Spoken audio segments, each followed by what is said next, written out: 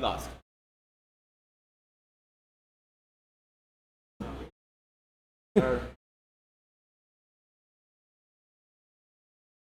Yeah, man.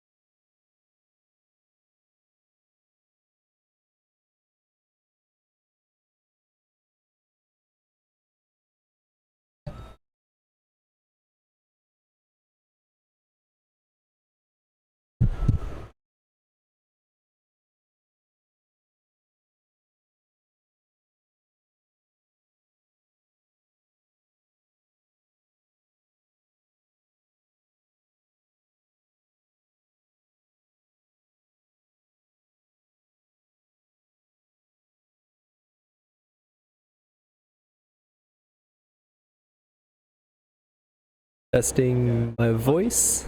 Hello.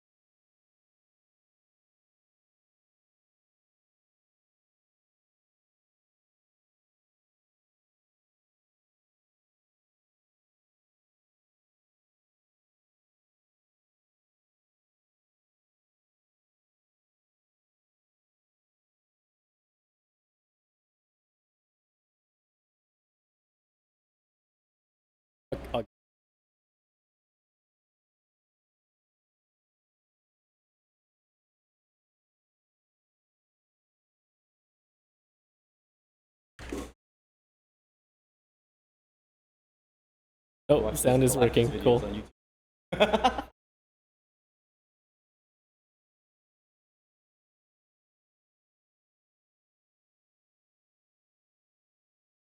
Okay, let's see this draft here.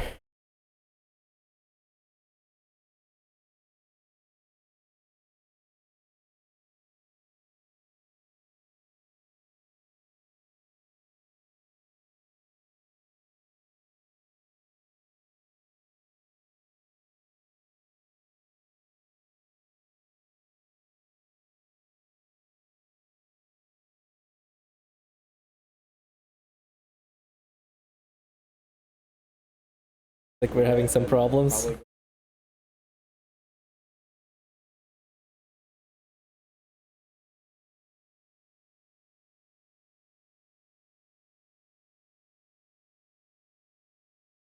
Someone doesn't have. Someone does not have. Someone does not have Oriana.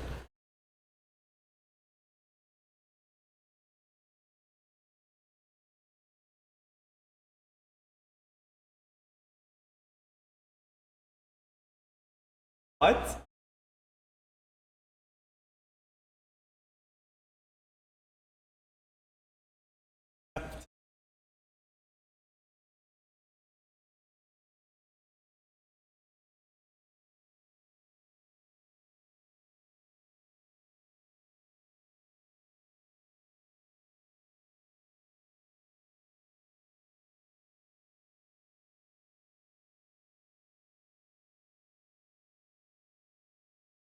All right, so it seems that red team has a very standard comp, I would say. They're all in. It basically just sets up everything for Oriana and Aphelios. Emilio could prove a problem for a blue team. There, yeah. Aside from Akali, he'll be able to cleanse most of red team's.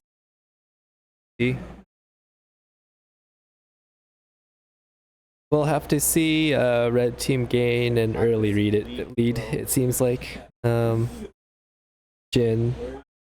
Yeah, I feel like their bot lane just has to gain an early lead. Otherwise, it could be very troublesome later on.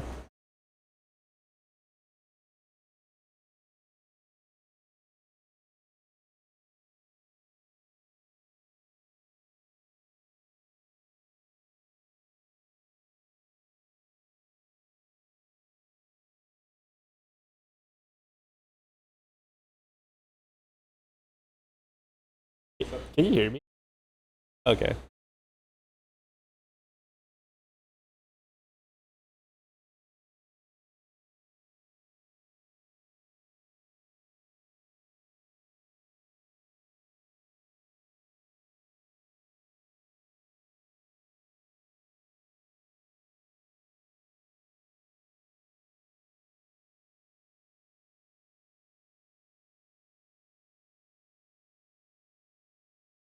I can definitely see the red team with their comp being very snowbally. So basically, if either Jax or Kali gets ahead, basically if any of the one lanes get super ahead, they should be fine. Otherwise, if it's kind of an even game, team fights will definitely go in basically the red team's favor.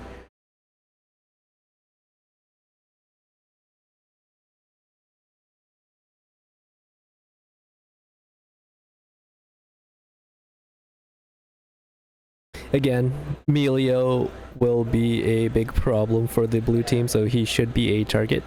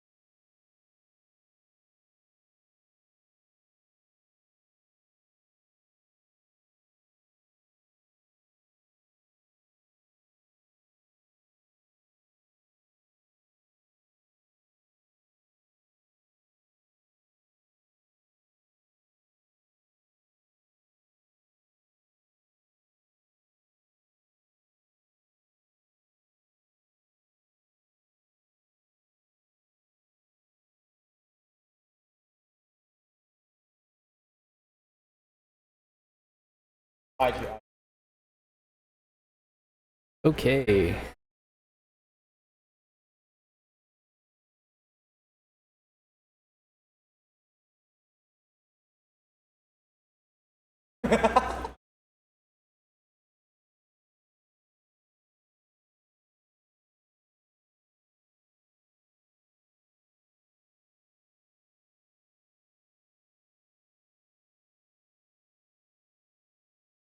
Again, we're looking for any of the lanes to pull an early lead on from blue side. Otherwise, it could be a little troublesome for them mid game, just because they're all in from the red side, and Melio's cleanse against Sejuani, Morgana, Jhin, Jax, it could be pretty troublesome for them.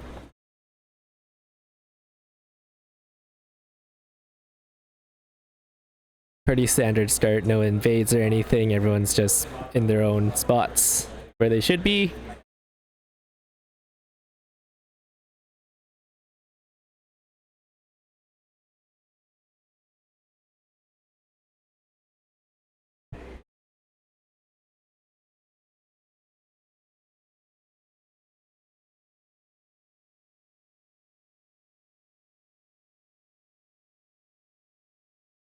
I'll leave chat on.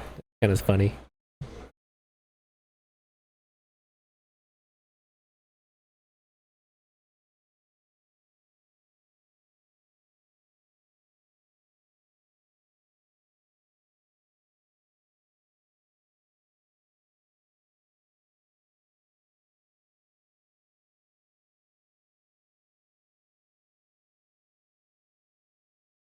Since this is the first game of the night, I'm expecting everyone to not play super aggressive.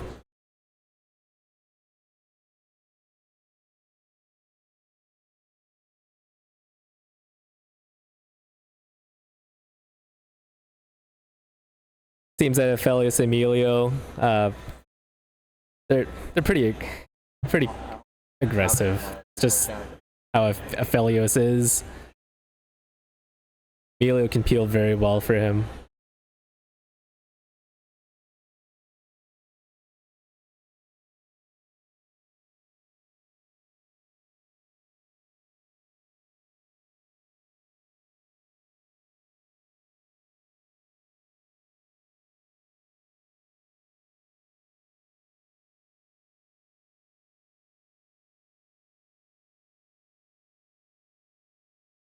Again, if we can get that Jhin pick, that'd be huge for bot lane, just because Aphelios Emilio will be very mean to them early on.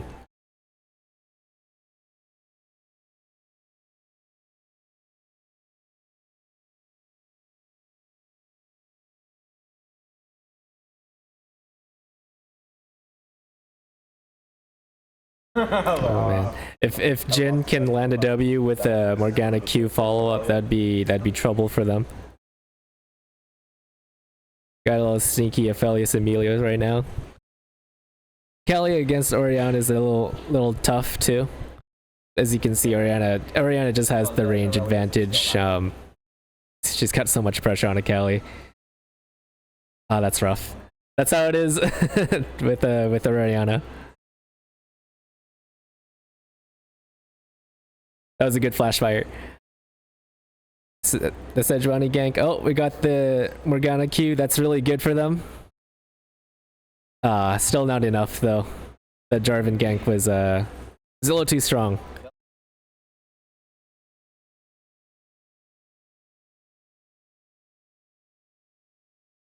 Unfortunately, the Sejuani gank up top didn't pay off.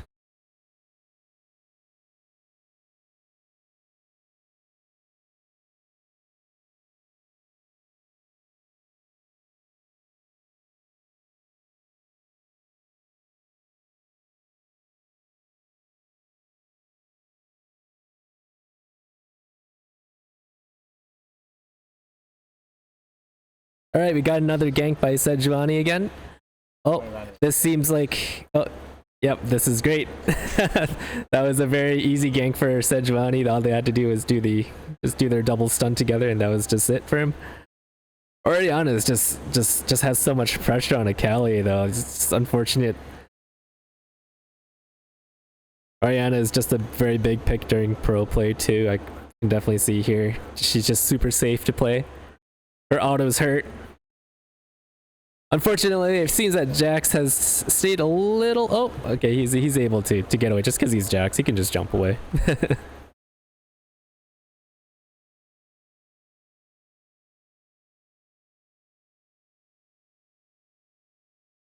I'm hoping to see Morgana land her Q with the Jhin follow up with his W. That'd be good for their combo.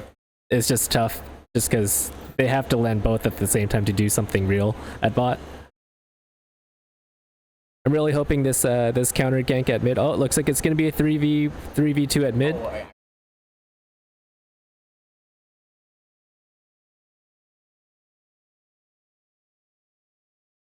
This Emilio is really troublesome. I think I've said it before, but he's just a really good champion.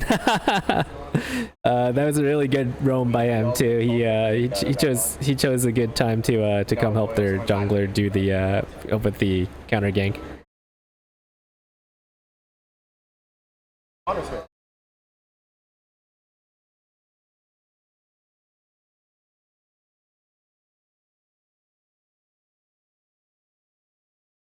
Red team just seems to be pressuring them a lot. I'm hoping blue team can come up with some picks here and there. Oh, we got the Malphite ult. Oh, and his standard ult E combo. There we go. There's the there it is. We're gonna land your Q.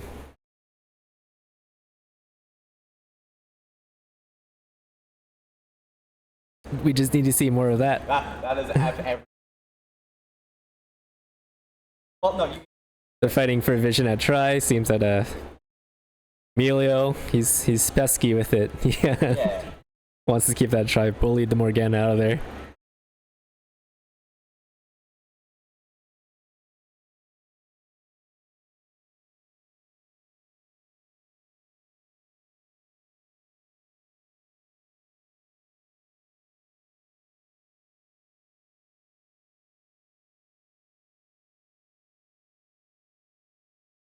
Seems that red team has a lot of pressure at bot lane, so they have a prio over dragon. Sejuani, unfortunately, you won't have many options here at bot, just given the circumstances. I feel you may have to give that up. Jax is in a very good spot right now, just because Malphite may have ult. No, he didn't have ult. That's awesome. Let's get on Jax.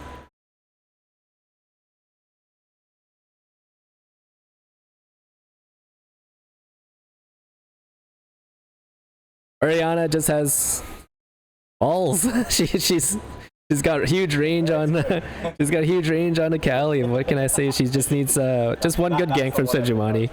Then they can get back into the game. Seems like Akali is just may need to swap lanes at this point. Orianna is just a bit too ahead at this point. Like this.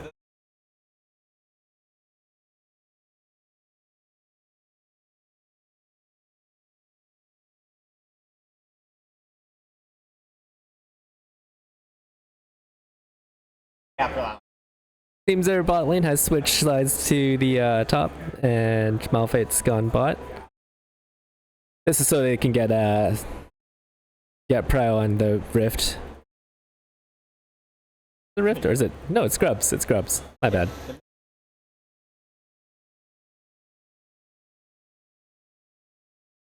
Yeah, they'd be hard pressed to fight that with just the three of them, anyways. At this point in the game, blue team is forced to give up some objectives and some plates.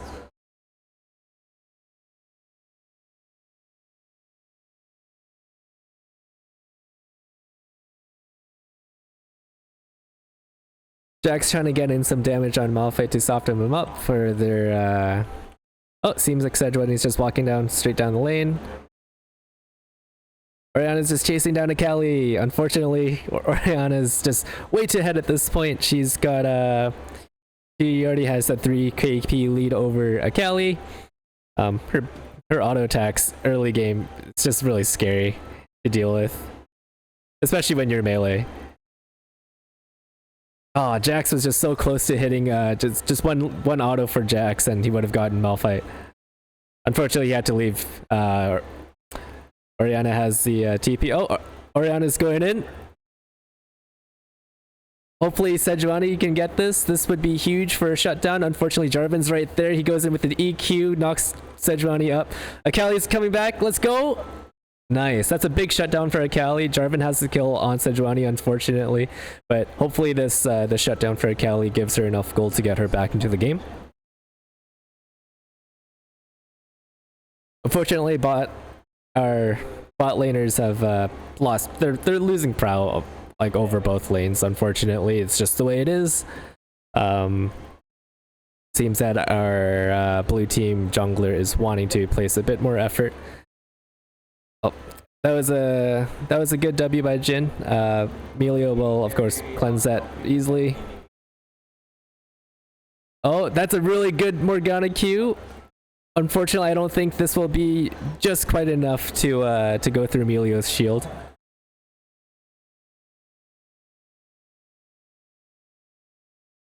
Again, Jhin's W's have been on point this game.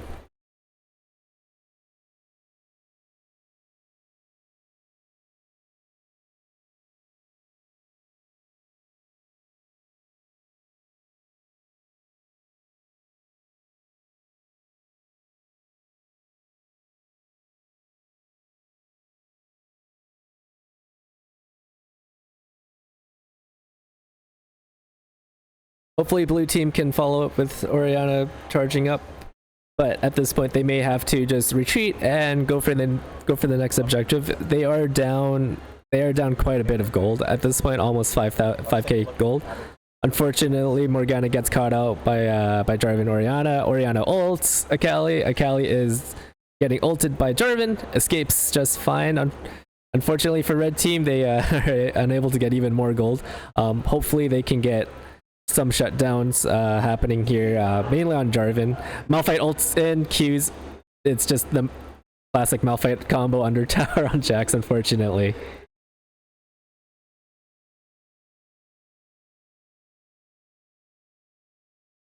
Jax stayed a bit too long under tower there. That cost him quite a bit. Sejuani's coming in with the gank. I feel like she's not going to deal that much damage just because she's level 7. Malphite's level 10. I don't believe she's going to accomplish much there.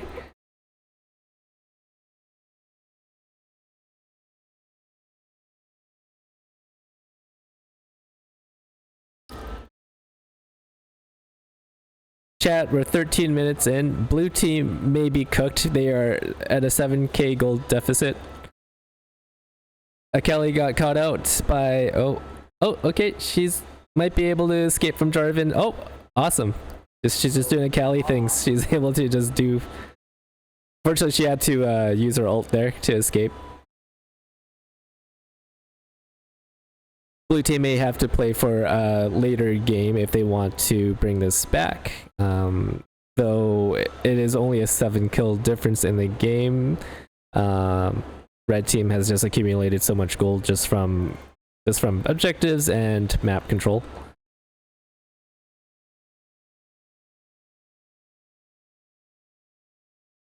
Kelly's coming in on Oriana just to drive her off tower. I believe she's not going to go in for it.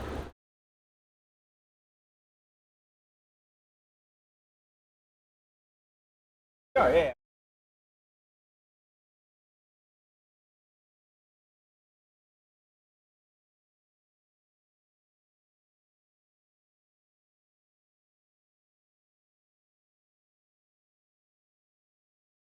Jarvan's sneaking in a dragon right now. It's just due to the if you guys look at the map, red team just has total control over it. Blue team just has to wait out, get some picks if possible. Just wait for red team to slip up with one champion being out of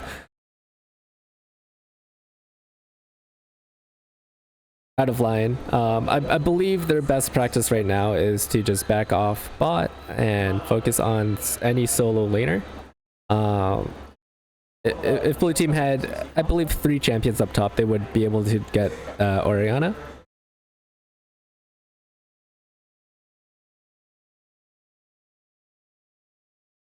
That was a really good dodge by Jax. Malphite missed his ult. He almost got him. That would have been really bad.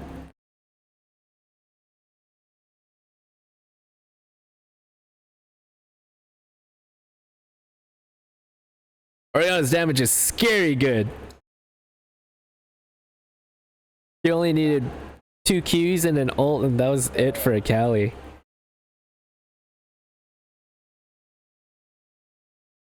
Jax is looking to scrap with Malphite, though I believe Malphite's just a little bit too tanky right now. Oh! Malphite might be able to escape here. Oh man. No. Don't Malphite Q him. That was looking a little scary there between those two. It could have been either one's kill.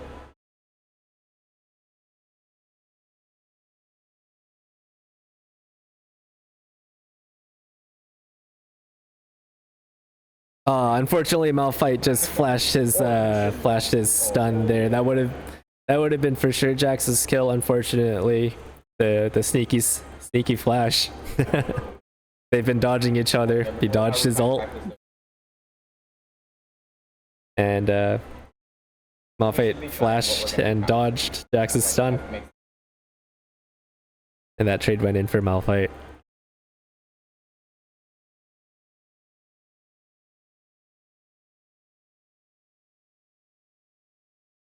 Blue team is struggling quite a bit here.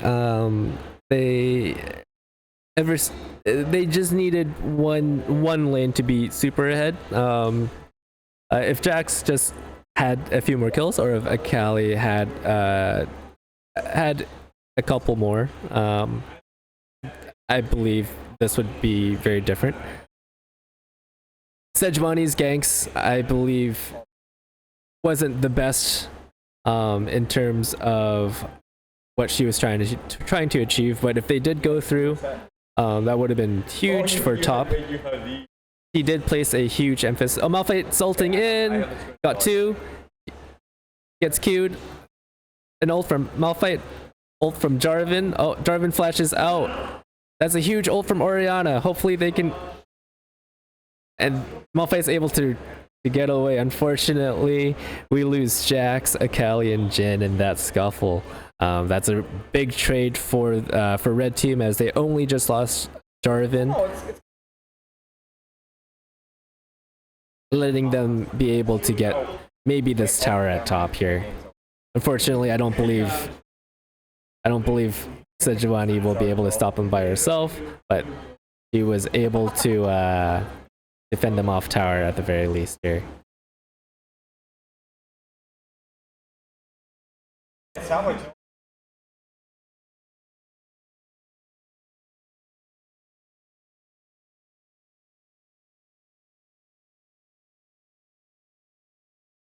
Like I'm saying, Red Team's team fight is pretty nuts. They have a really big all-in with Malphite and Orianna combo together. It's pretty unstoppable against Blue Team.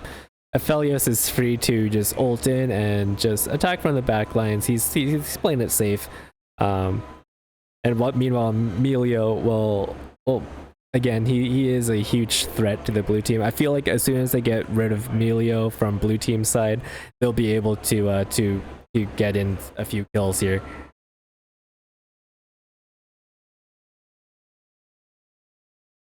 We got Dragon coming up in 20 seconds. Jax is trying to be sneaky, and he somehow makes it past the Red Team in their bush, right under their noses.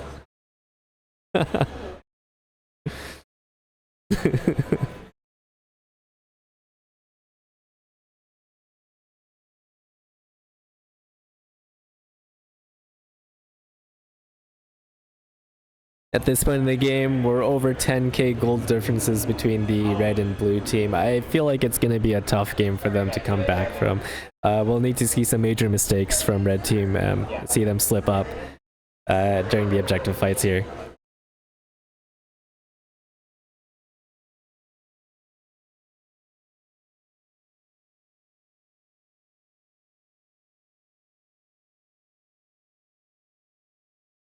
Herald is going to be summoned at mid.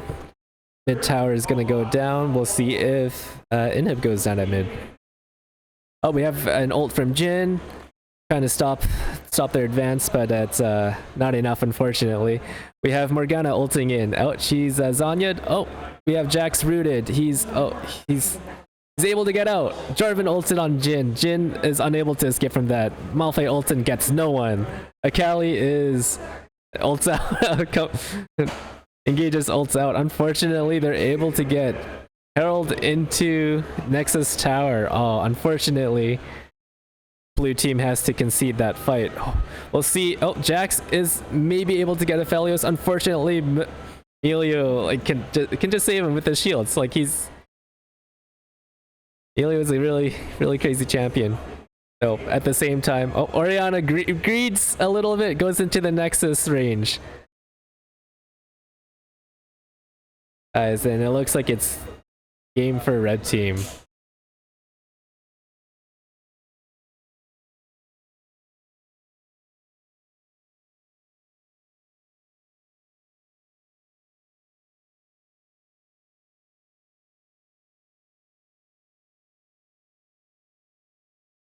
That was an interesting game.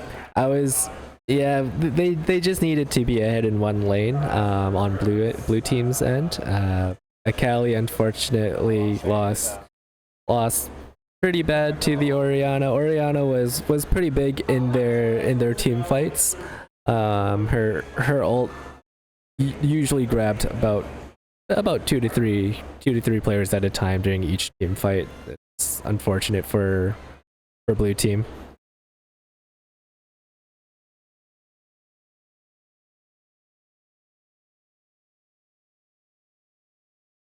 Don't worry, Shoginder will be playing soon.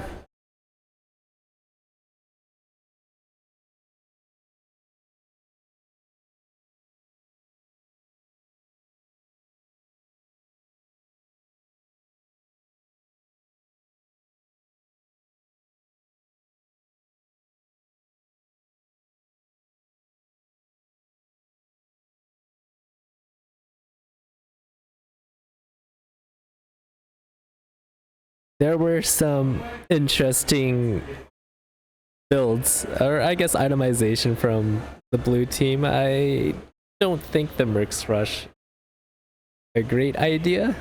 Personally, I believe damage goes first, CC reduction later. But because you may want to just kill that. For example, you may want to kill the mage faster than they can kill you. Orianna doesn't care about CC reduction. She literally just ults you and you die.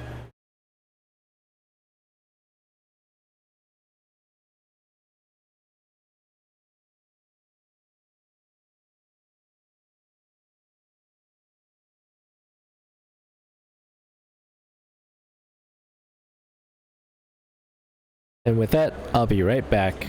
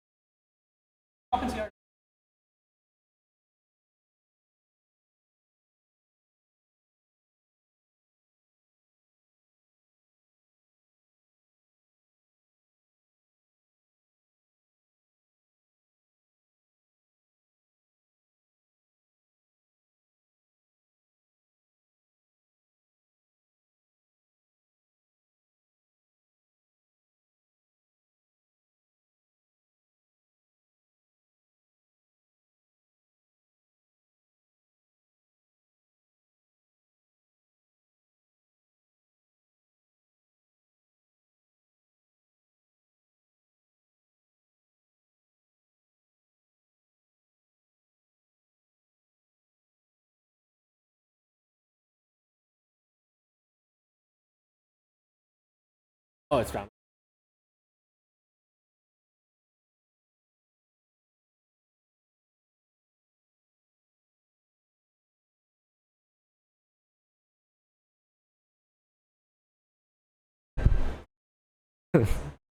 We'll have Shoginder soon. Don't worry. We've got a crowd asking, a crowd, aka one person asking for Shoginder. Shoginder is currently in a norms, warming up with his team. We'll be seeing the same teams fight again.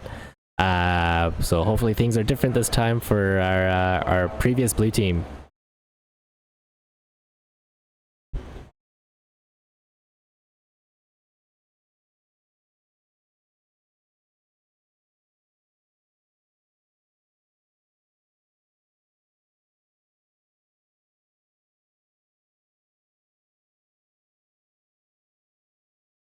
We have a PB Crescent fan in chat. Let's go, PB Crescent.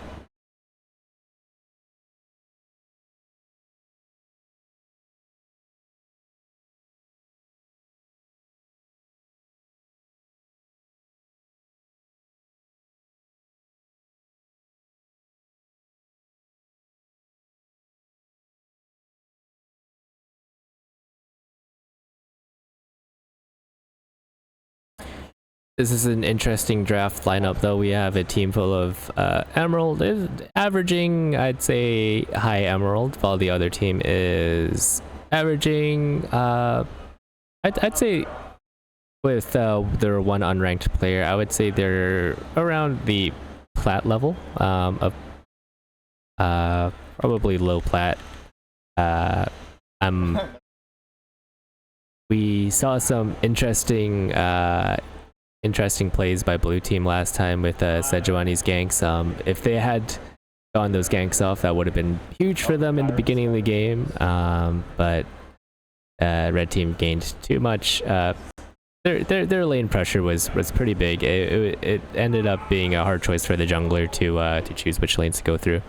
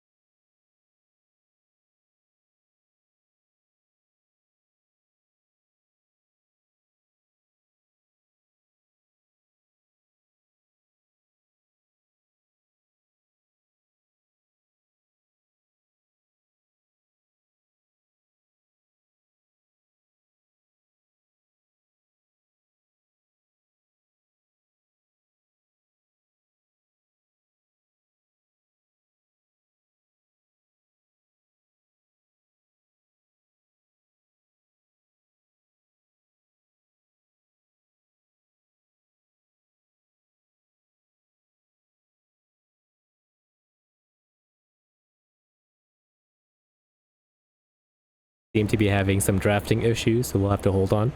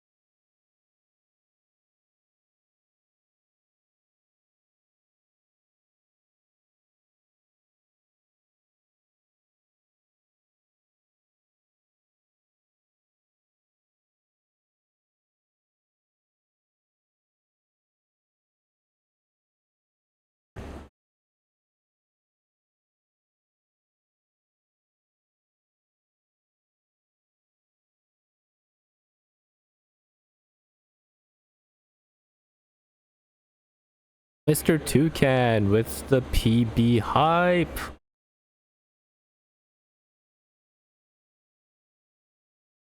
He claims that his PB's Thresh is top 1 in the world, which is pretty high if you ask me.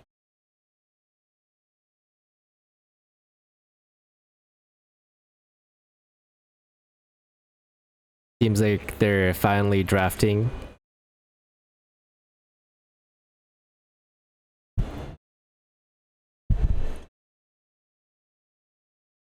I'll take.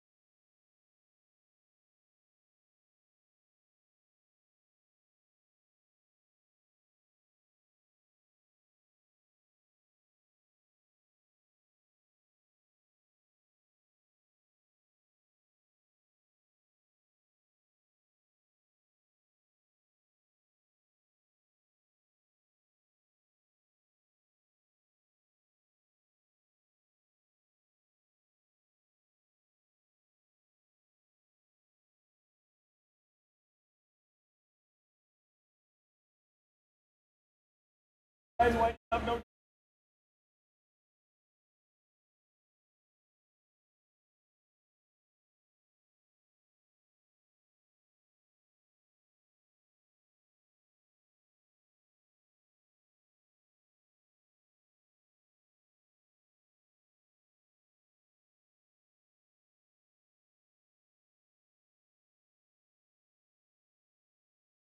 Hey,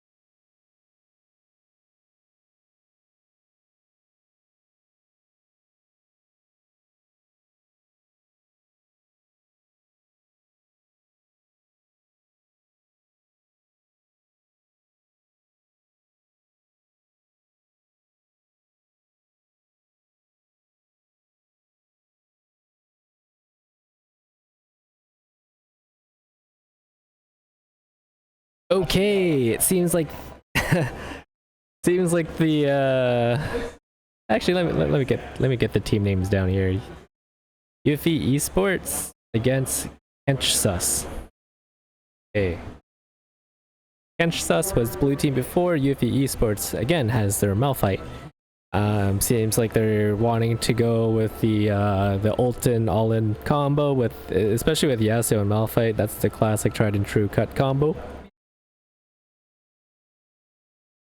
Again, seems like UFE Esports has taken some cues with their Rise and Orianna picks from Pro Play. With the all-in from Malphite and Yasuo, and Sejuani especially. It will be, they have a really good front line just for Twitch to pop off with. Let's just see what Kenchsus's team has. Again, they have Jax, Jhin, and Morgana from the previous game. Seems like they're wanting to make that work again.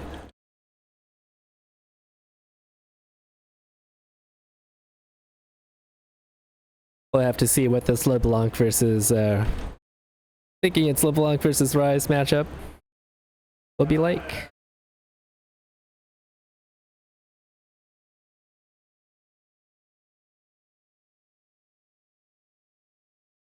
Their mid laner was having quite some problems with Orianna.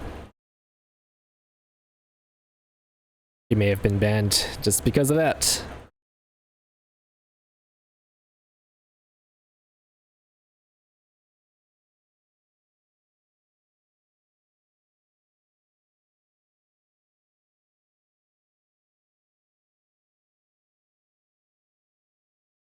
Twitch being sneaky with this invis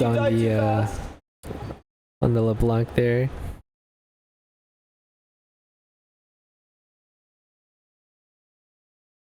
Good ward by Jax. You can see if they'll invade or choose him at his red.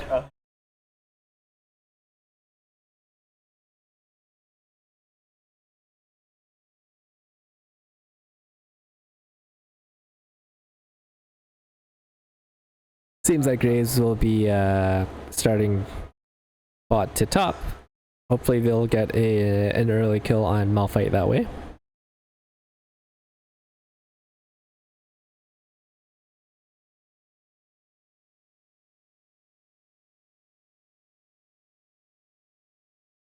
Twitch support isn't something that I see every day.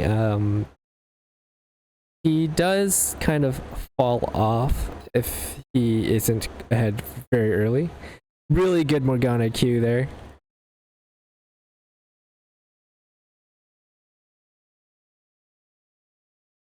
Malphite hits level 2 first before Jax. Oh, could be a little bit troublesome for him. Yasuo's going in, gets caught by Morgana Q. That's 2 for 2 with Morgana's Qs. However, that with Yasuo going in there, the level 2 just proves a little difficult for Kenchsus to their bot laners to respond to. So they'll have to let the minions crash against their tower.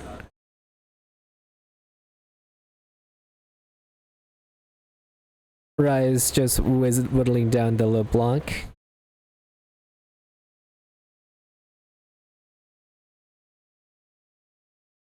Oop. Sorry about that.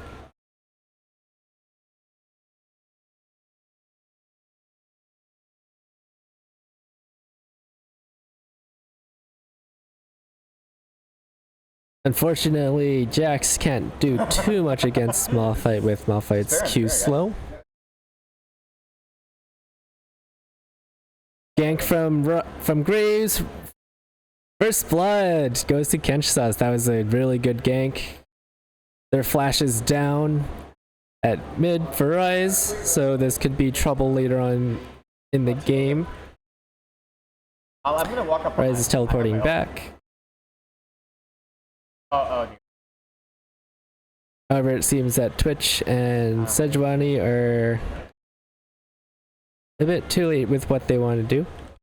Twitch staying on the map a little bit longer. It seems like they caught Rise again. They're gonna have to capitalize on Rise having no flash with LeBlanc's flash is now down, so this may be more even in lane, but we will see here. LeBlanc doesn't have a full kill. She has almost a kill's worth of gold here, so I don't think this will be much of a problem for Rise. Graves, however, he has the potential to carry their team into their team fights later on. There's some passive gameplay by Malphite Jax in their island.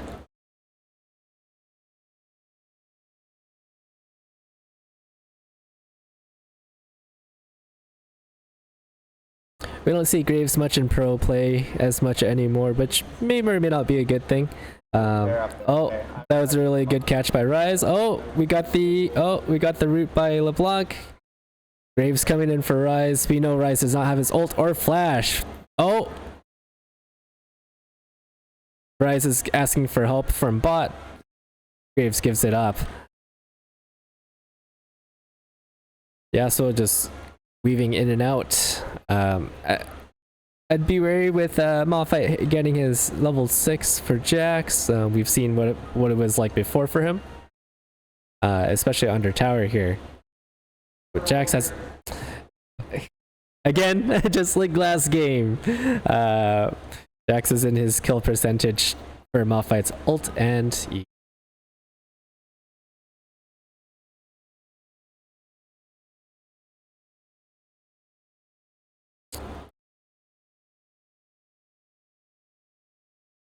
The Twitch and Yasuo combo, I'm not really quite sure where the synergy is with that. Though it seems like he is doing a lot of heavy lifting in the... Oh, we got the Graves perma ganking. Rise is big. Oh! Sejuani trying to save them, but LeBlanc comes in for me. Hopefully the kill on Graves. Nope.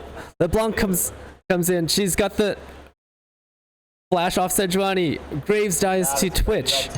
Twitch is sneaky. He's got his Q, that's for sure. Jax trying to take it back. Malphite's ult is down. Jax will try to whittle him down here just a bit. Hopefully Jax can get Malphite before Malphite gets his ult up. Otherwise that'd be a he'd be in big trouble against Malphite there.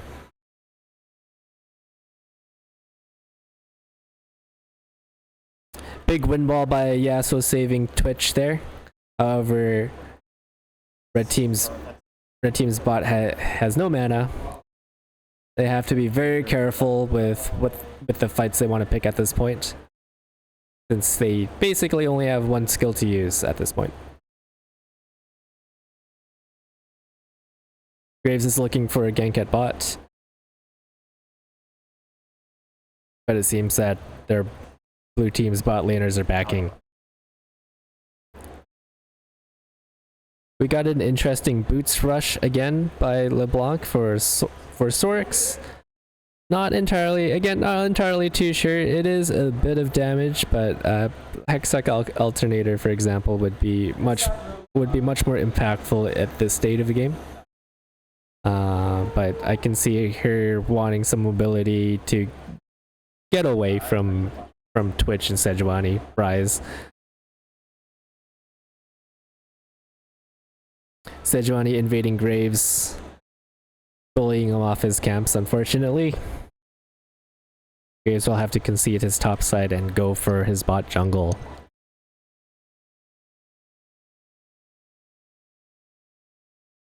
LeBlanc just trying to get in some damage on Rise.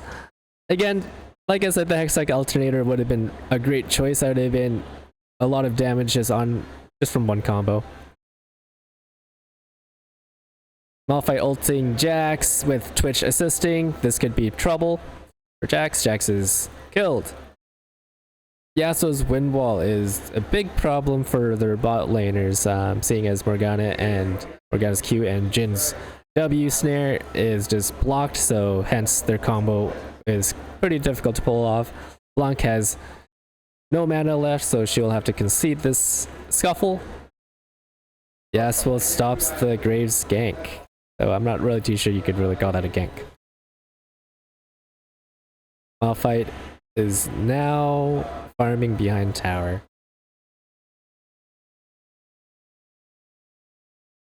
That was a really good bait by Malphite with Twitch waiting there.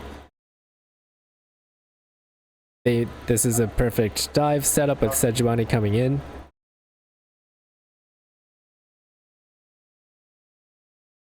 This will be a bit troublesome for Jax to get out here. This is looking to be the end for Jax at top lane here. Unfortunately, Graves is way too late to save Jax.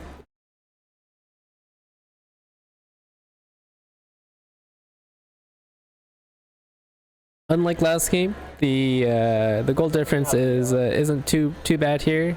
Kills not too bad either. Hopefully we'll get to see some tower pressure from red side. Yasuo gets his ult off of Morgana. Hopefully with Morgana stunning Yasuo they get something off here. Unfortunately Twitch gets the kill on Jhin. Twitch queuing again afterwards. He is very close to killing Morgana. He's got the kill on Morgana with his expunge. Really good Q in from Twitch right after that that Jhin death there. Malphite's got the pressure on Jax. He's got 3 kill participation over Jax with more farm. I believe Jax will have to concede his fights until laning phase is over.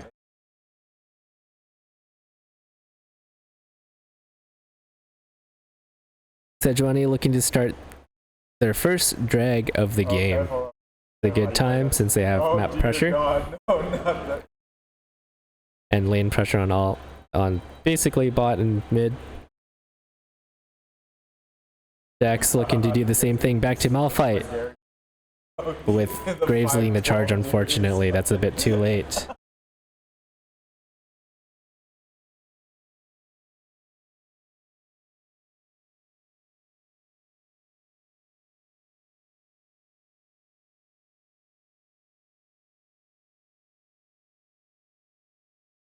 UV Esports is now 4K gold ahead of Kenchsus. It's not too bad. It's still winnable for Kenchsus. They just need to get their picks out. Unfortunately, Morgana gets caught out with Jhin being unable to use his W with Yasuo's wall up. Unfortunately, Jhin is also caught out by Yasuo a bit there. He is unable to fully fight with Yasuo in his face. Morgana out of the game. They would have to push bot, unfortunately, and Graves will have to go back to his standard. Oh, it looks like we have a sneaky Twitch here. Twitch has their jungle lit up. He's tracking their jungler very easily. Very easy kill for Twitch right there. Again, vision is almost everything in League. That's just how it is with Twitch, and that was just Twitch had set that up before. Most of the I'll have to retract my statement from before. Maybe it wasn't the synergy that we needed to see from Twitch with Yasuo. Twitch was able to just operate just by himself fine. He's been roaming the map like crazy and profiting off of that. Twitch will be basically a menace to the team, especially since he's building AP. And just like that, Twitch is 701.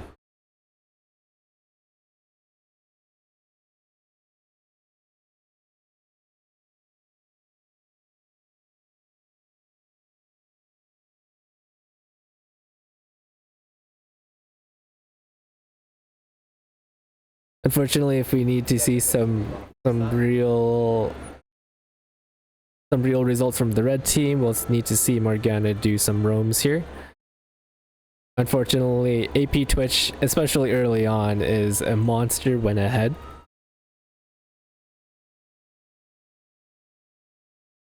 Around this point last game, I believe there was a 10k gold difference. Same here now. Unfortunately, Kenchsus is unable to keep up with UFE Esports. This time, they focused a lot less on team fighting. I guess there was a lot of it was kind of just tracking enemy jungler, getting some good dives in. Twitch just... That was a really good flash Q by Malphite getting the Jax. Unfortunately, he was unable to get away. That was a really good Morgana Q on Twitch, saving Jhin there, though unfortunately, Jhin is unable to escape from Yasuo, just running straight towards him. Twitch at max Magi stacks at 14 minutes and 45 seconds. That's looking really scary for Red Team. Hopefully they'll be able to get 1 kill on Twitch. Unfortunately, Twitch has full map control over Red Team. LeBlanc looking to kill Twitch there, but unfortunately gets caught up by Sejuani. Jax going in on Twitch. Oh, unfortunately unable to... Jax got the shutdown on Twitch. That is a lot of gold for them, but however, they are still about 11k down on gold. They'll need to get the other bounties and some objectives under their belt. Ryze looking to ult in there by himself without Yasuo. An awkward spot for Ryze. Oh, that was a very crazy Morgana Q. Costing Ryze's life. Unfortunately, Ryze and Yasuo didn't seem to have the same thought when Ryze ulted in, costing Ryze that death, unfortunately. If Morgana didn't land her Q, that would have been different, but nonetheless, it was just a difficult spot for Ryze to be in, as he had to manually walk through the tower range. We got Jax stunning Malphite, Graves coming in, but they're tickling him, seeing as how Malphite has built only armor items. No, I got you. And with AP, the red team's AP champions, oh, we got the tried and true Malphite Yasuo ults. Nothing you can really do about that. You guys are both dead. Jax coming in for Twitch again, but Twitch is unable to escape. Malphite going in for Graves. Oh my god. Graves was unable to keep his lead in the beginning of the game. He has not gotten a kill since then, since his 3 kills at the beginning. Sejuani gets Jax while he is distracted and jumps over the wall and kills him.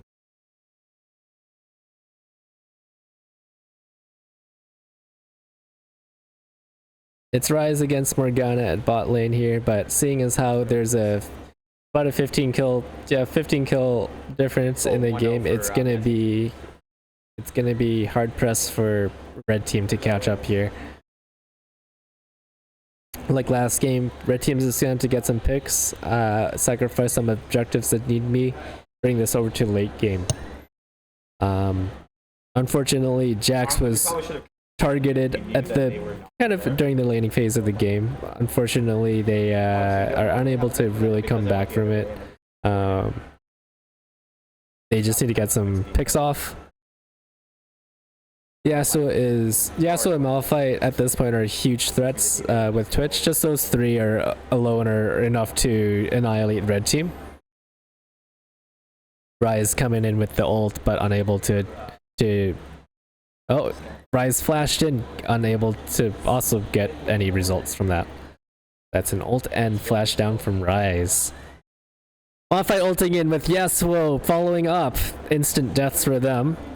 It's no surprise since given how far ahead they are. Malphite gets stuck under tower range with LeBlanc rooting him. If LeBlanc knew where Twitch was, he would be blown up by now, but unfortunately, oh, there we go. Twitch revealing himself due to that unfortunate positioning. Cost him his life. He was trying to be sneaky. May have worked during laning phase a bunch, but we're in this part where everyone can see him easily. LeBlanc got some really good much needed kills there on her end.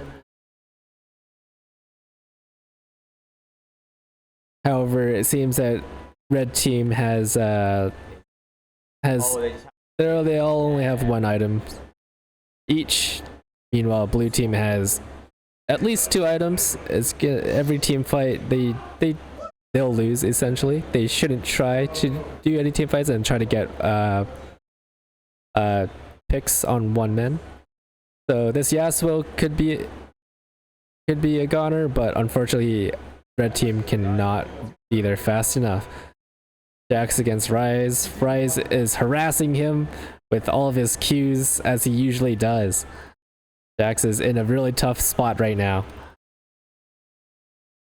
That was a really good jump by Jax, unfortunately unable to escape the Twitch ult. LeBlanc's able to get Twitch very fast.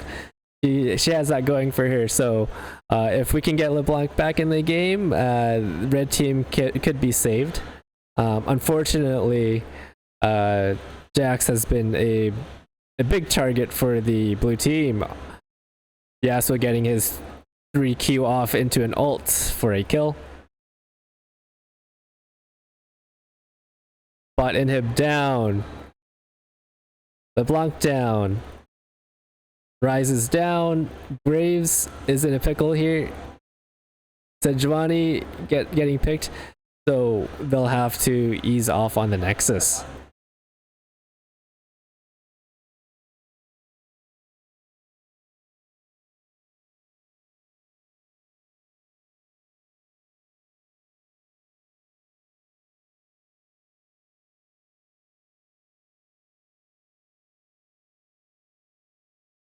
Like my laptop playing League at grade 12 with us.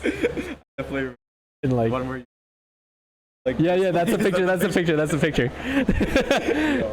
And League laptop days season 3. Oh, Golden. It really does feel like League has been pretty stagnant post 2020.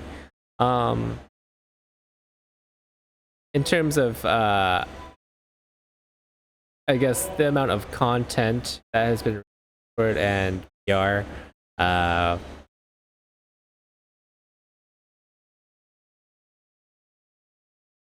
believe I saw a comment from Faker not too long ago, but it might have been today, where he was saying that team. Oh, looks like we got some BMing going on here, going into their Nexus. Unfortunately, red team is unable to respond very well. We got the Malphite Yasuo. This is like the 6th time this has happened. Unfortunately, they're unable to respond to. They're able to get a kill free every time.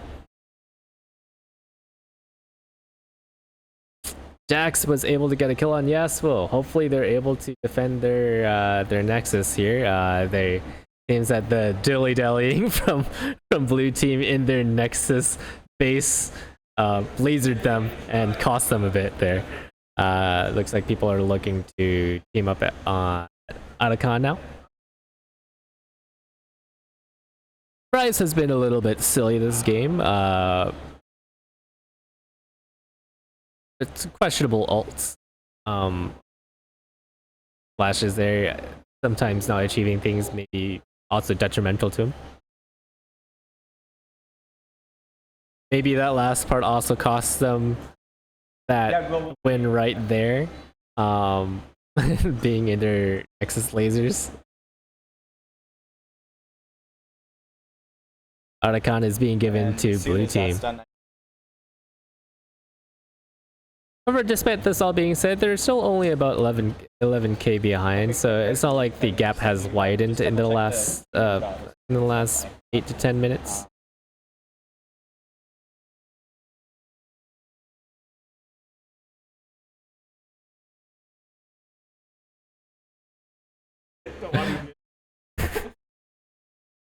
We're seeing blue team lead the charge with their entire team back at base. I'm not really too sure what Morgana is doing at bot, but it seems like she has noticed that they are charging their base. LeBlanc looking to get in some damage, but unfortunately unable to get away from the Malphite ult with Jax there. LeBlanc is down, Jax is down. their team fight is just way too much at this point in the stage, with Yasuo and Malphite leading the charge, which had gave them so much advantage in the laning phase going into mid game with his sneaky damage and kills.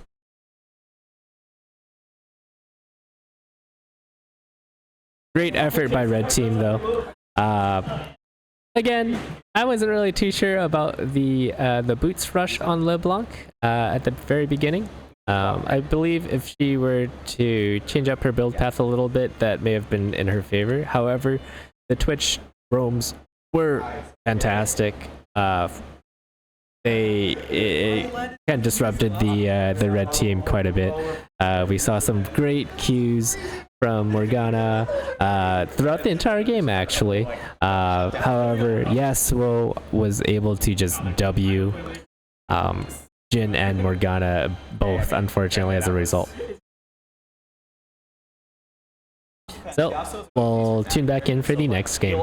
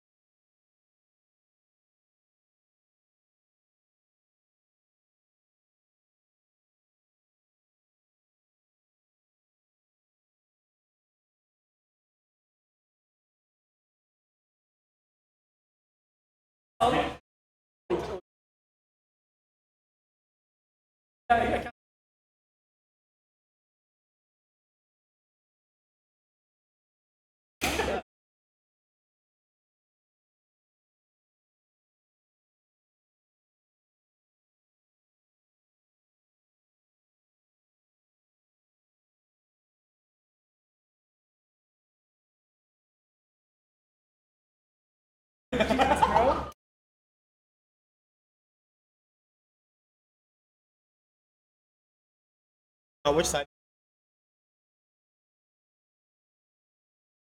Hi guys, I lost the rock. So.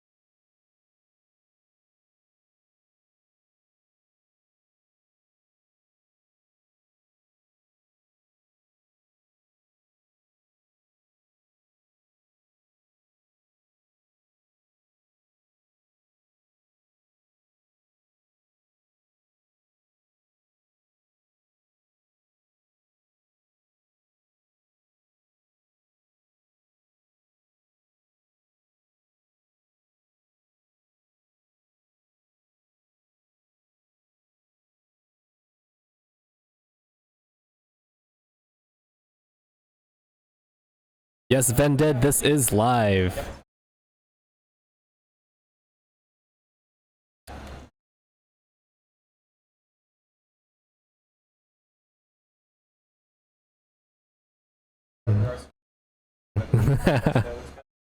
Hello, Vended. Everyone can see your message. All three of us.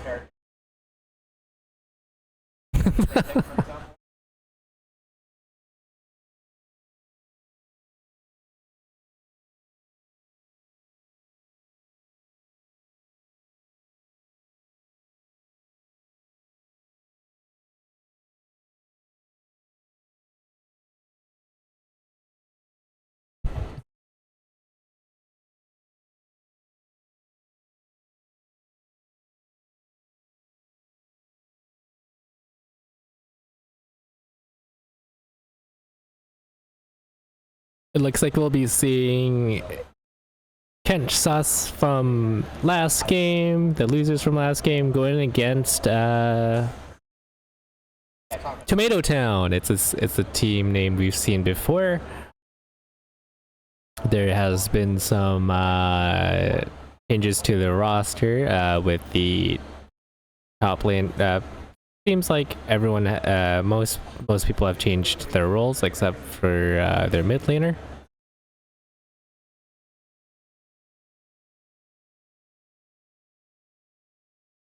Interesting comp this time. We only have one emerald on the team. Rest of the team is plat, gold, and silver. Most likely averaging probably at this point mid gold, mid to high gold, somewhere around there.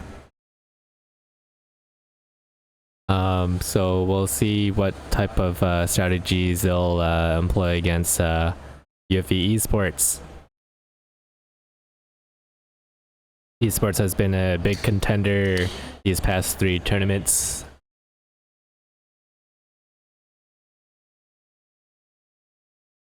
Yeah, Shogi's MVP. We got a Shoginder lover here, and we have a PB lover from another audience member.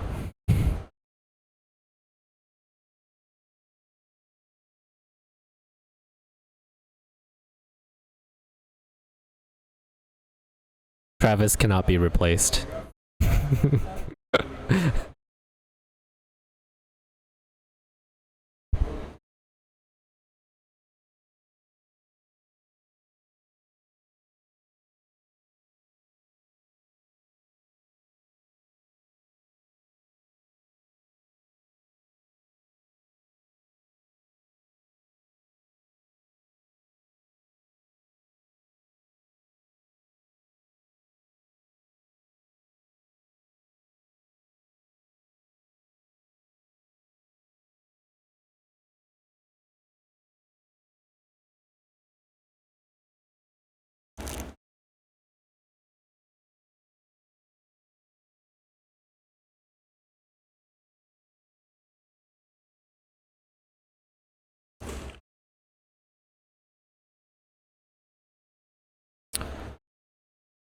We got Chief Kench. He's, judging by his name, he might be the leader of the Kench Sus team.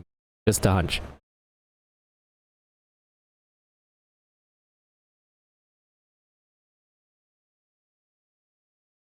With the shakeup to Tomato Town's team, we might be seeing some different strategies employed. We got our previous support in the jungle role, and we have a brand new person in top and taking the AD carry role. Previously Tomato Town's top laner used to be Diamond, so hopefully he can make some great plays. Tomato Town's bot laner was previously top last game, so we'll see where he's at here. Actually, I think he's support. Never mind.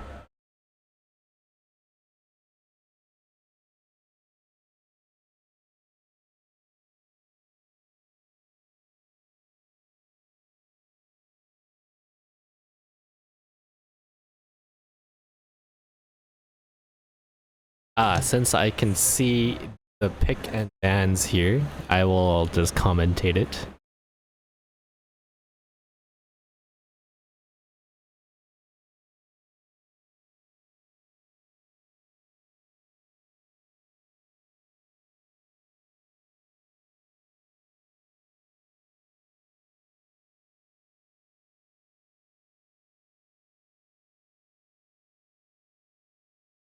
not surprising that Tomato Town has banned Tom Kench.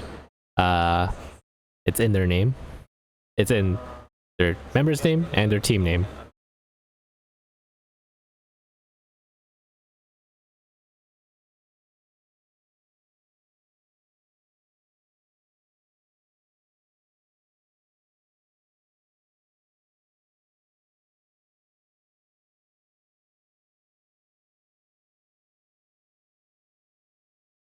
We see LeBlanc getting banned.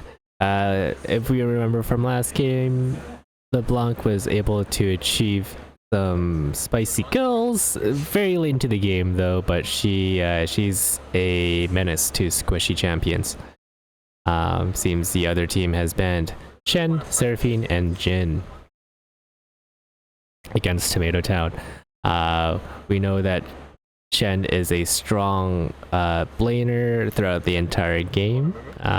Seraphine is a main of the mid laner, and Jin is also a main of the marksman on their team. Good bans overall.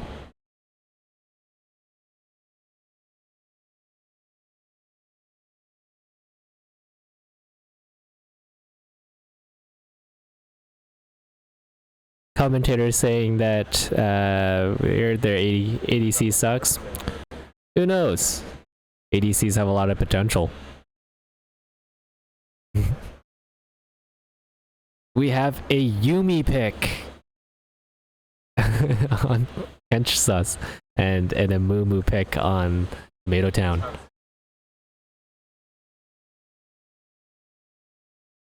It's interesting seeing a Mumu pick.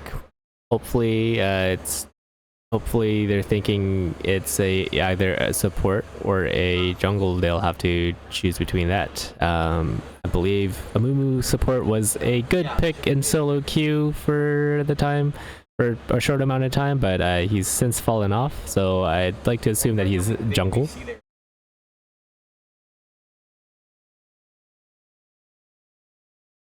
Yuumi pick is interesting, but Yuumi and Vayne is it's all or nothing basically. Travis on life support.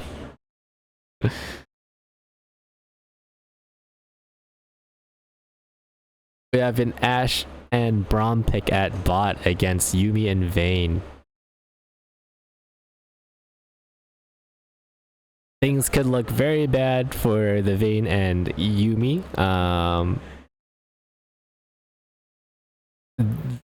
We have the Zoe mid pick here.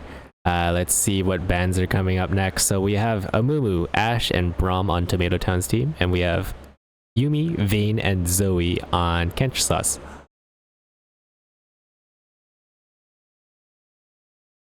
So Tomato Town will be able to get the counter pick on Zoe, and Kench Sus will be able to get the counter pick on Amumu jungle.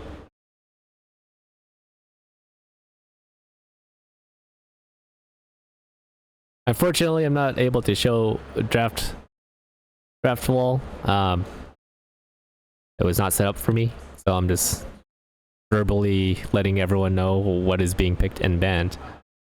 Kench Sus has banned Aurelia and Diana. They really do not want the dive comp. They really are scared of it. Jax has been banned on Tomato Town's team, so we'll not be able to see that Jax top lane. It seems like they played it 2 times in a row. They're not able to play it 3 times in a row. Same with Sejuani. Graves has been banned. We saw the Graves last game. He was able to get some really great ganks off at the very beginning of the game, but unfortunately Twitch was able to track him down that game, but he's not able to be able to play this game. So bans have been picked. We'll be seeing what picks they'll be choosing on Tomato Town. I believe no, it's Kench Sus right now. They are choosing their champion.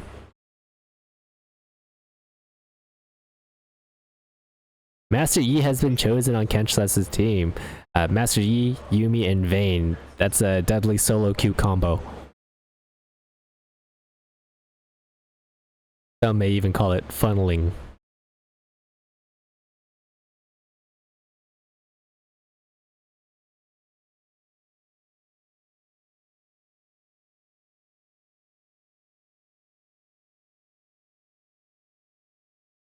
Ezreal has been interestingly chosen. He is most likely their mid laner pick against Zoe.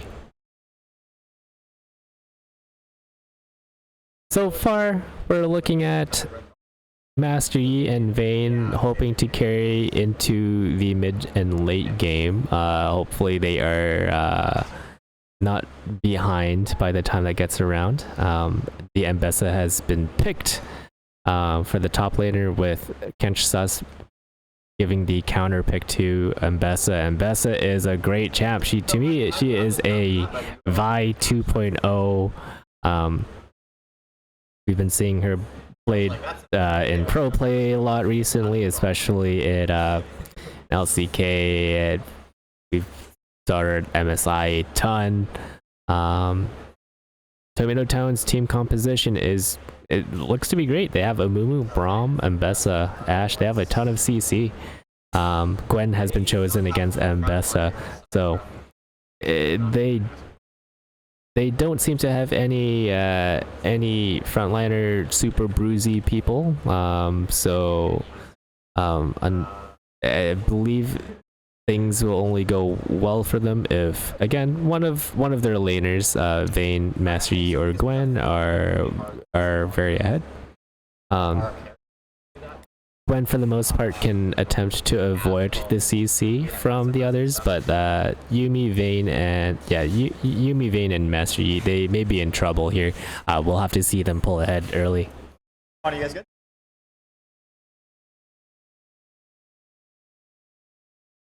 All right, so now we'll be able to see the picks here, just in case you guys weren't able to hear what I was saying before.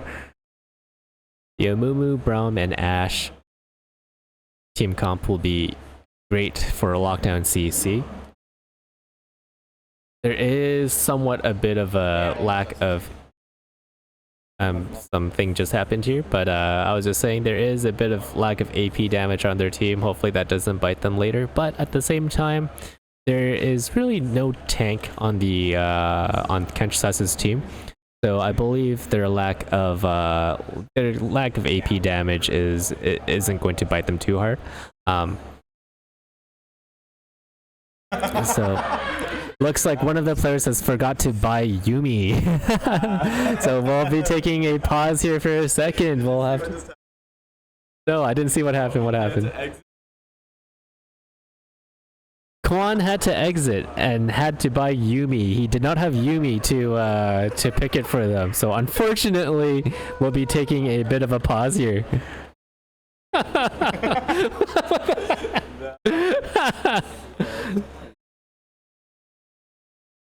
We're seeing a comment here. Amumu full tier build. That'd be great to see. He'll be able to cry forever in jungle. Alright, so they have Yuumi on their team now. So Yuumi has been picked. Awesome. So we'll have to see Master Yi and Vayne achieve some results here with Yuumi. Because otherwise they'd be getting caught left and right by Amumu, Mbessa, Braum, Ashe. They are able to, Wombo, essentially. They have no way out of it. There's no Melio. Yuumi may have to build a Mikhails against this team. So we'll be taking a 3-minute break here while we get the game started.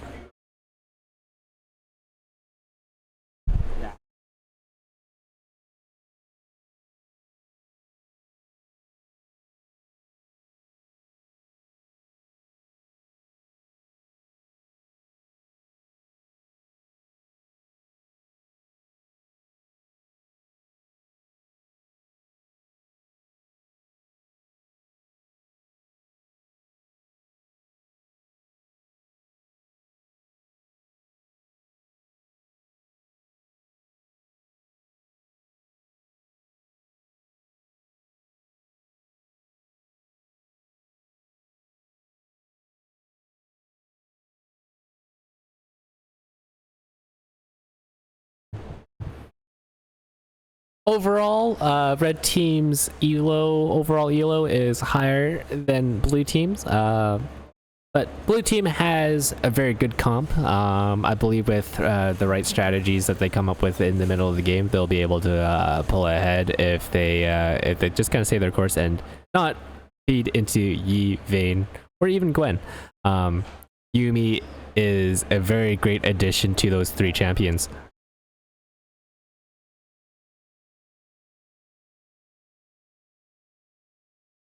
However, I believe red team will have to be very far ahead just because blue team's comp is great for team fighting. So again, if red team can pull off some picks here and there and just maintain a big gold lead, that would be big for them.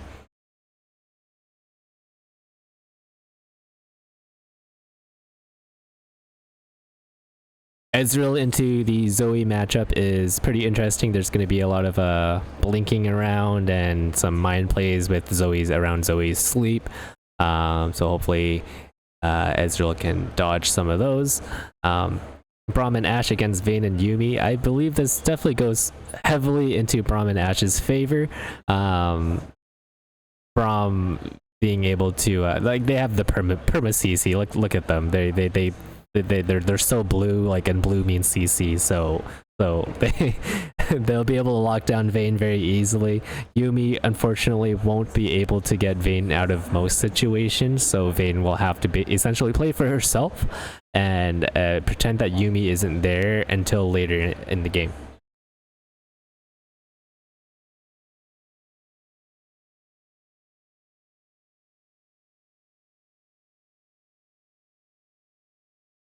However, at the same time, we're expecting Yuumi to hop between the other attack speed type champions, and we are now loading into the game.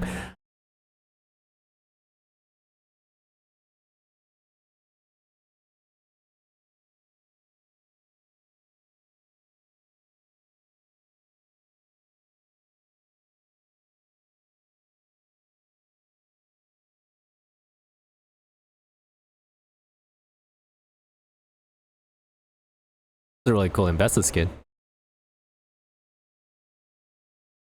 Seems that Gwen and Master Yi are still buying their items. Master Yi is taking his time. He might be strategizing at Fountain. We got the invade with Amumu and Braum. This is great for them, but they've been spotted.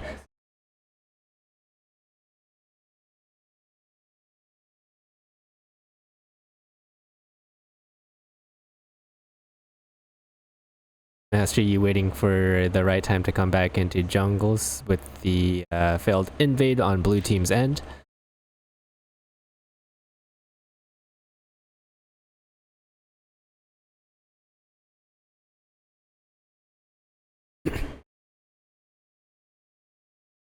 So Master Yi, their jungler from Kenshut's last game, is again doing a bot to top clear. Hopefully they can get a kill on either Embessa or Ezreal. Bot is doing a leash for Master Yi, which we don't really see anymore nowadays in League in later seasons. The jungle pets provide a ton of HP regen, so they could just run back into jungle or right back into the lane, try and get some early advantage on the minion. Seems that blue team's bot side was also a bit late going back into the lane, so it was a fair trade.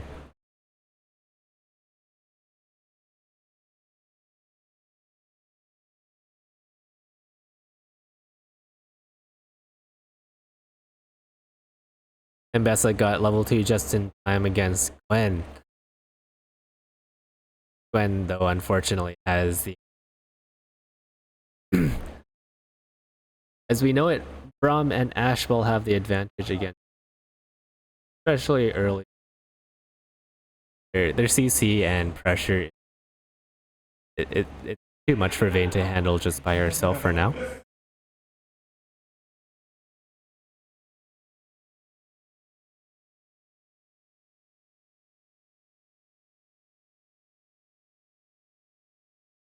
Braum landing his Q on Vayne.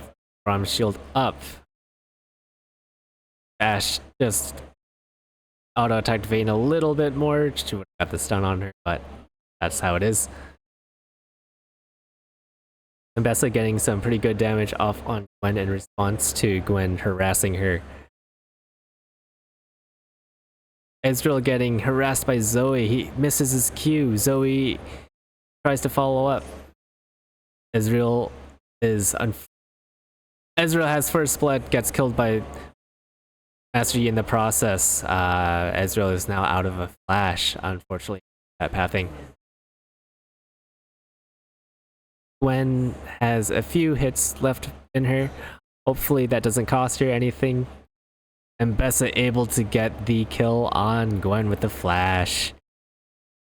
Amumu misses his Q on Vayne. Unfortunately, that costs him the kill on Vayne. Like, if they were able to get her, that would have been huge for Braum and Ash. Good effort by Amumu. We'll be going back. Looks like they're just neutral at bot lane. Blue team just has pressure against Vayne and Yuumi.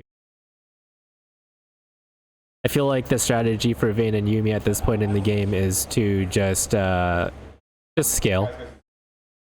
Zoe and Master Yi are going in on Ezreal. If Zoe was able to land that sleep there, Ezreal would have been toast. Great that he would dodge that. Mbessa has lane prio, making it so Master Yi is not able to gank that lane very well. She is managing those waves just fine. Unfortunately, there's nothing for Master Yi to do there. He'll have to go recall that. Amumu is looking for a sneak on Master Yi there. Oh, Amumu Q onto Gwen. And Mbessa is able to just dash in and out on that. That was a great flash by Amumu. Mbessa getting 2 kills. Unfortunately, Yi was left in a really bad spot, and now Mbessa comes out with 2 kills on top of her first one. So she has 3 kills. She's going to become a monster mid to late game at this point. We'll have to see Master Yi and Vayne pick up the slack here. Maybe if they can even get a pick to just to confirm that they'll be relevant mid to late game against Mbessa. Otherwise, Mbessa will get some picks off just basically since she's basically like Vi 2.0 with her ult. And especially since Mbessa is able to dash around quite a bit, she is not prone to being kited by the likes of Vayne and Zoe. That was a very good Amumu gank there. It was a very maybe questionable place to back by Yi, since that's kind of like a heavily contested spot, that little bush there at top, the middle of the river. Mbessa has full control of top now. He's able to control the lane just basically due to her advantage of items. And her lane control is massive. He's able to keep the dictate where the lane minions will be, just due to great managing. This makes it so Master Yi is unable to catch her.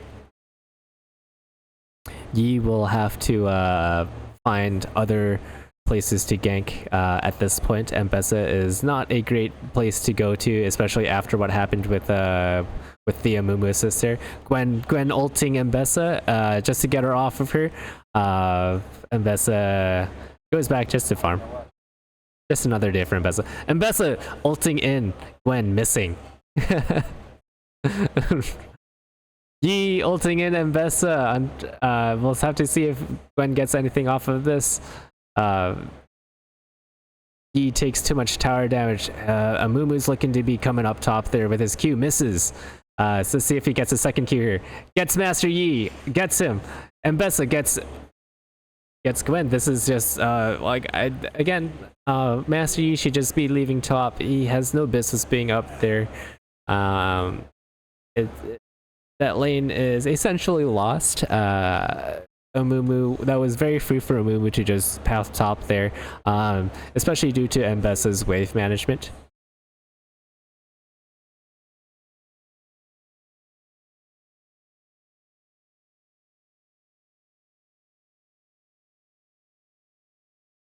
Hopefully Master Yi will be able to come back here. Essentially, like that's kind of the thing with Master Yi and those types of champs. They just need the 1 or 2 kills to really get going. We haven't really been seeing much from mid here. Seems like they've been playing a neutral game, but it looks like they're trying to start something here. Really great ult by Ezreal. He was able to tell where Zoe was going to be and made it so that she can't commit fully to that to the sleep kill.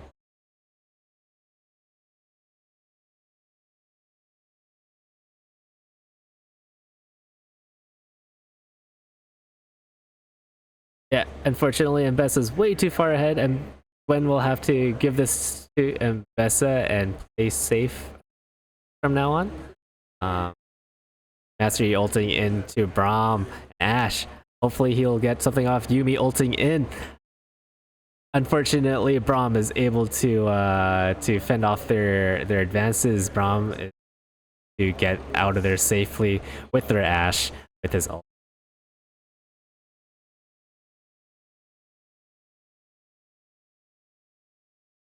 It's going to be very tough for Vayne to come back into this game. Yuumi will, the way I see it, I feel like Yuumi should be going on to Master Yi so that she can help him with his ganks. And that if she can let Vayne have some XP and solo XP, that'd be a way for her to come online later in the game. Zoe attempts to sleep, Ezreal misses. They're having a big scuffle. Ezreal takes a ton of damage from Zoe.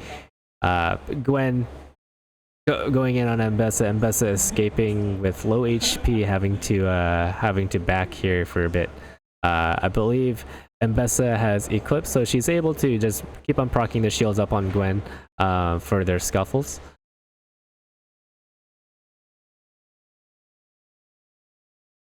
Their mid laner again just building rushing boots, which is interesting. I believe if their mid laner rush Hextech Alternator, that there may have been some kills. Massive shields from Mbessa with Eclipse against Gwen. Gwen has missed the middle of her Q, so she has to back off from Mbessa. Mbessa pushing Gwen into tower, just knowingly that Master Yi is at bot lane, so she is free. Braum having vision on Yi is great for the blue team. Amumu coming in on Master Yi. Q from Amumu onto Master Yi. Master Yi flashes away. Amumu gets both Qs off, gets his E on Master Yi. Master Yi is unable to escape even with his flash, unfortunately. We see an ult from Mbessa. Seems that her ult is unable to stop Mbessa. Mbessa will just dash right in there, hit her twice, and get that kill. Unfortunately for Gwen, that was not the greatest decision, costing her a death and a plate.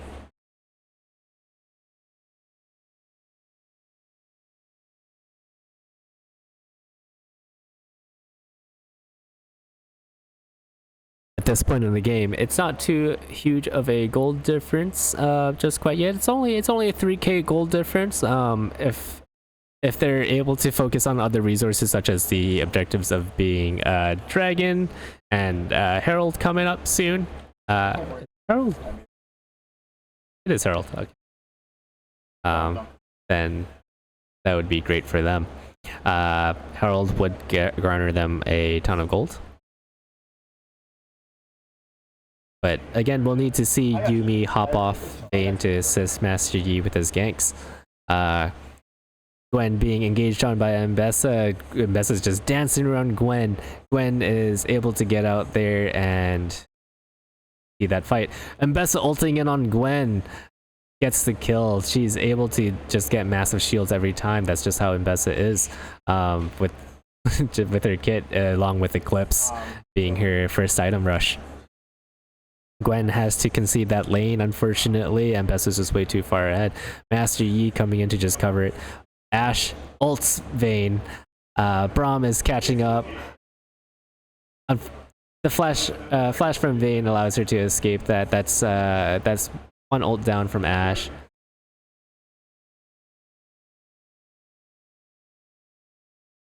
They're able to get one turret plate before they fell. Great for them.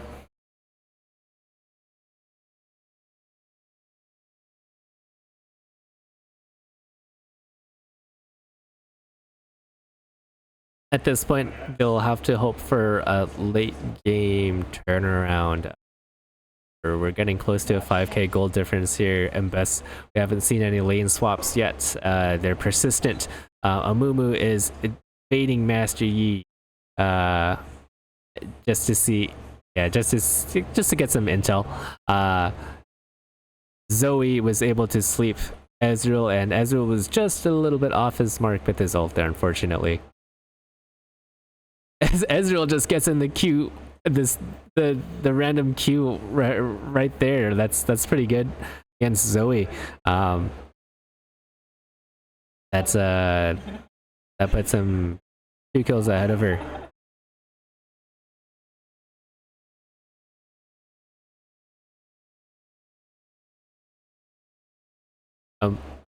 Amumu taking these jungle. Yi is quite behind, with Amumu having have some farm up on him. See a TP coming in mid. Master Yi looking to get a better angle on Ezreal. We have Braum and Amumu together at mid.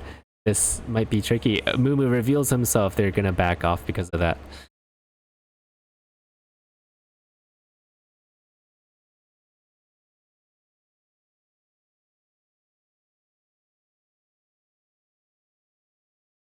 Red team seems to really love rushing boots. Gwen dodges the Mbessa ult.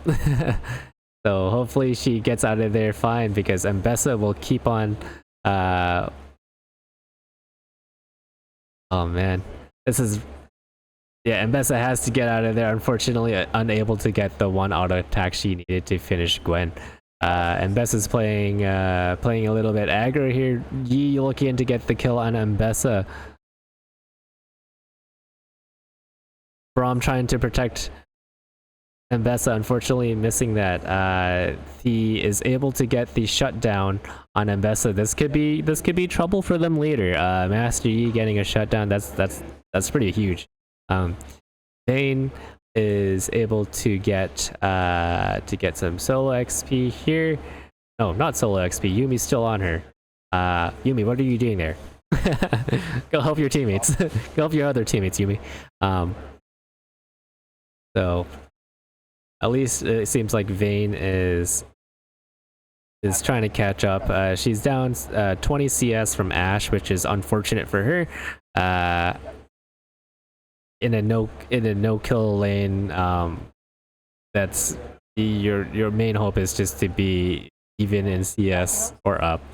But it seems that Vayne had missed some CS during so. Yumi has multiple charges on her. Not too sure what she's planning on doing with that, but she's just leaving them there. We have some crazy gameplay with Zoe and Ezreal again. Like they're just blinking everywhere, letting sleep speed leapt on Ezreal. Gwen oversteps, and Bessa steps up to hit Gwen a little bit. Bessa just has so many dashes. It's crazy. Like, oh, that was really close getaway from Gwen there. And Bessa, like again, and Bessa has so many dashes. It's Modern League, everyone. And Bessa, it seems like they're adding, every champion has to have at least 1 or 2 dashes to their kit to be relevant.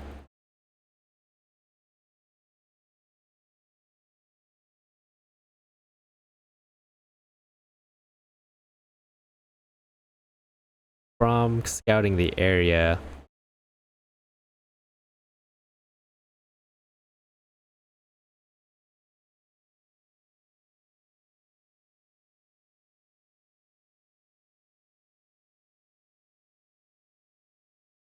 Even 18 minutes in, we're not too far away. It's only about a 4k gold difference. The gap widened only a little bit. I believe red team would be able to flip this around when the game is on. Maybe past half an hour. So just 12 more minutes for them, and hopefully they'll be in a better state. Otherwise, with the way that Blue Team is keeping up with their objectives, map control, it's going to prove hard. It's going to be an uphill battle for Red at this point.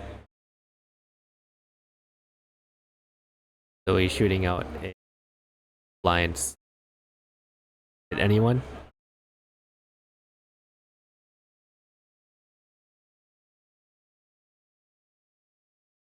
Mbessa's dashing into Gwen, getting multiple basic attacks off on Gwen here. If Mbessa hits tower, she'll be able to go in on Gwen very easily. Misses her ult. Doesn't matter. She just dashes all over Gwen. It really doesn't matter. You're like, why ult when you can just dash all over the place? Yuumi and Vayne ulting in. Yi dashing back out. Amumu coming in on Vayne. Really great Amumu ult getting Master Yi and Vayne, and by extension Yuumi there.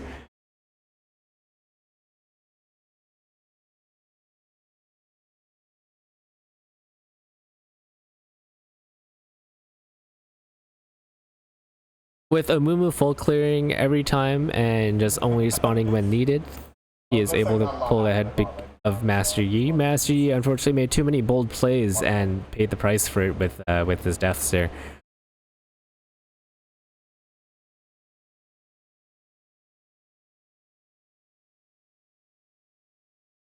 Amumu trying to get the kill on Gwen there, but Gwen is able to escape.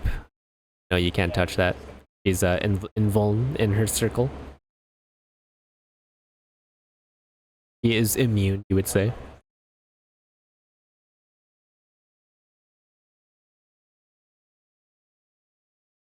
Amumu backing. Seems like he doesn't want to go for the Atacon just yet. Seems like he's just waiting for his team. Ashe disrespecting red team's jungle.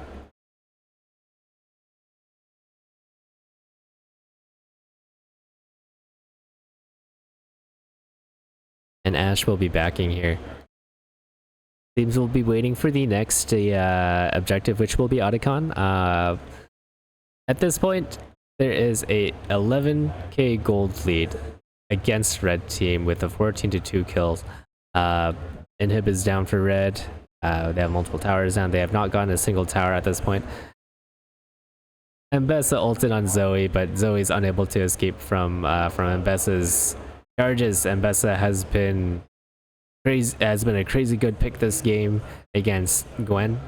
If there's anyone that would be Mbessa that would be going against very well with Gwen, since she's able to dodge her Qs, her center Qs with ease. This will be a free Otacon for blue team since Gwen is not Gwen, it's Zoe is down.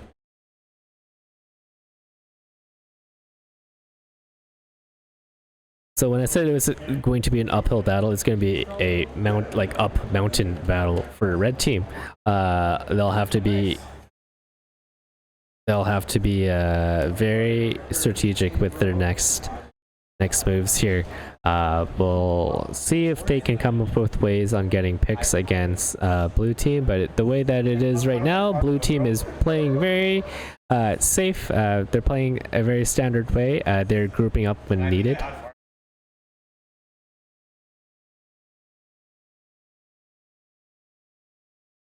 Unfortunately, Master Yi and Vayne were not able to pop off early game to ensure their safety now, as it seems they're in hot water. Amumu and Ezreal waiting in bush, seeing if anyone walks up. but red team will not walk up. They're giving dragon at this point. Seems that they'll have to give every objective if they don't have any picks. But seeing as how they have Braum, Ashe, Mbessa, Amumu, it'd be hard to get picks against this team when they're all together. Ashe firing that ult misses both Vayne and Master Yi.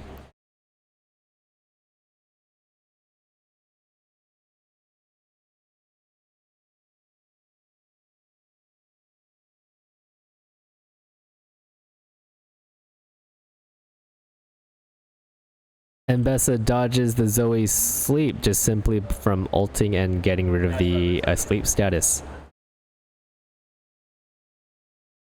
And therefore destroying her in the next few steps of dashing. It'd be interesting to see a Fearless draft lineup in future tournaments, but I believe that could only really be done for a round robin with teams of 4 or less that are going against each other.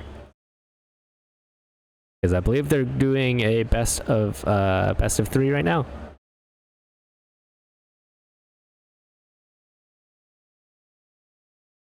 Blue team has massive gold differences against them, so their siege on tower is it's a given. Zoe, Gwen, Master Yi unable to keep with it. Ashe misses her arrow yet again. Doesn't really matter because this game is theirs. With that being said, that's game. We'll be seeing some different bands next time against each other.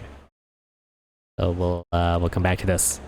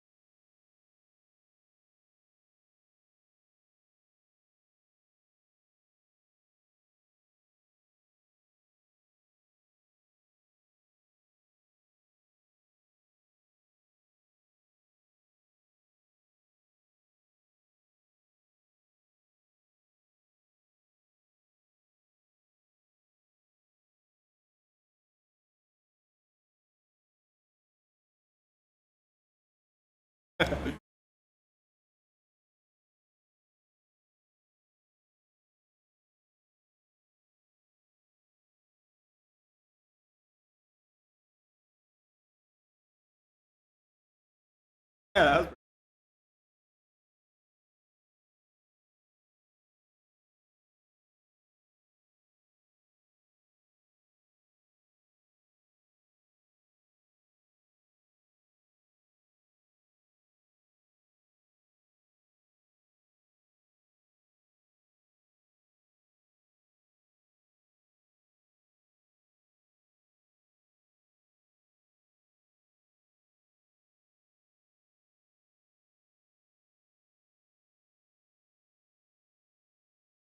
really good. You also had some.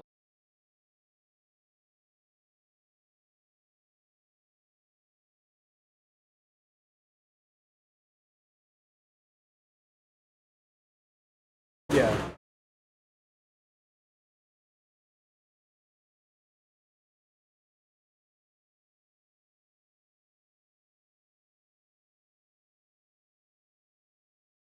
I think it's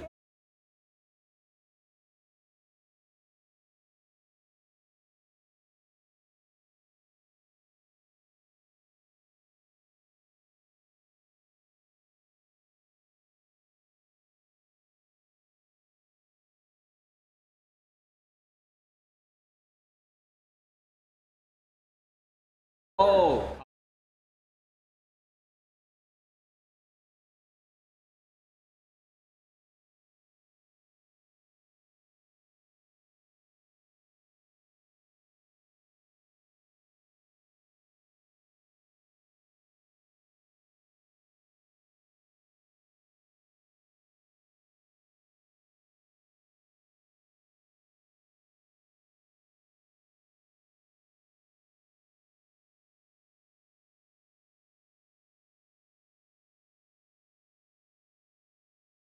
I had to remake it.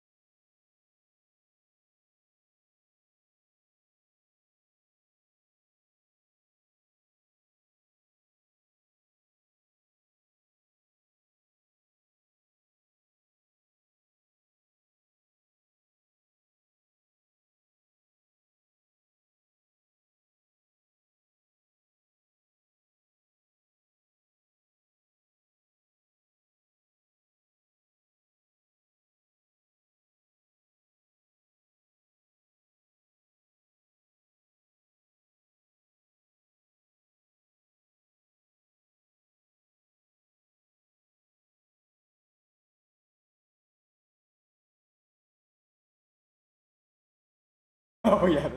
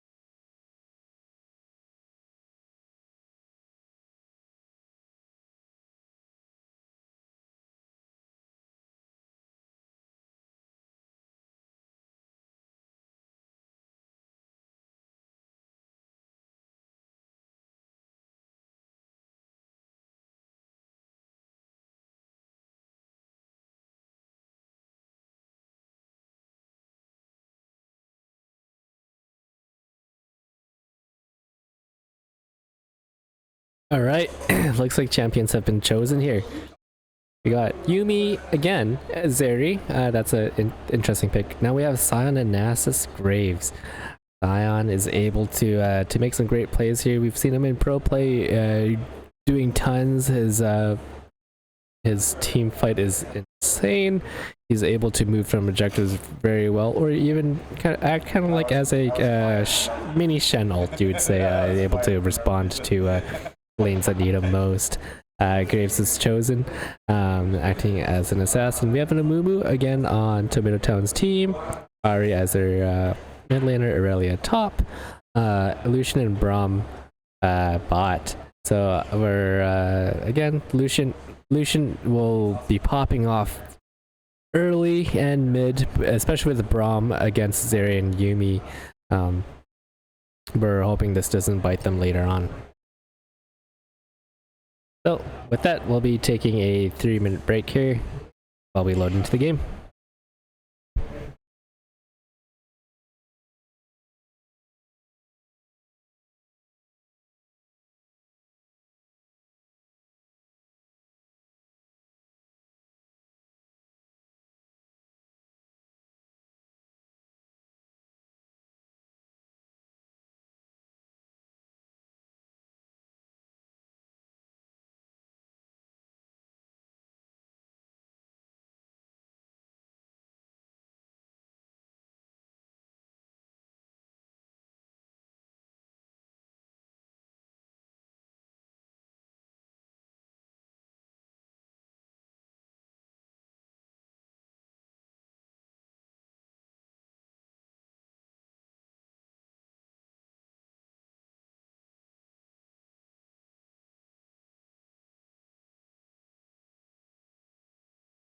I believe with this comp here on Kansasa's team, they'll need to be able to get certain picks out, most likely against Ari or Aurelia or Lucian. That'll put them in a big pickle for team fights.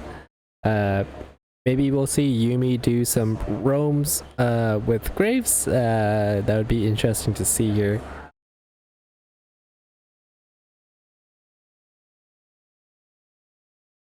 Nasus against Aurelia at top lane could be a bit of trouble for Aurelia just due to his wither.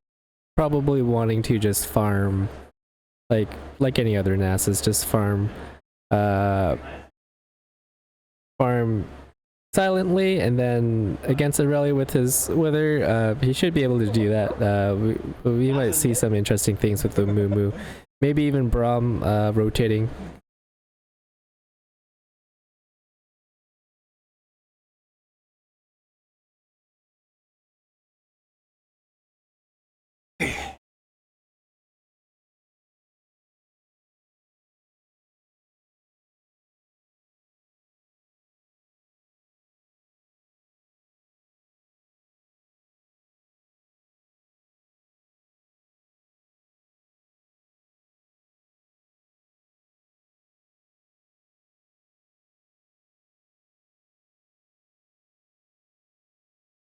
And this is most likely, this could be the last game for Kench Sus's team. So blue team, they are 0-3 at this point, with 2 losses to UFE Esports and 1 loss to Tomato Town. We'll have to see if they win this game to see if they still stay in the round robin.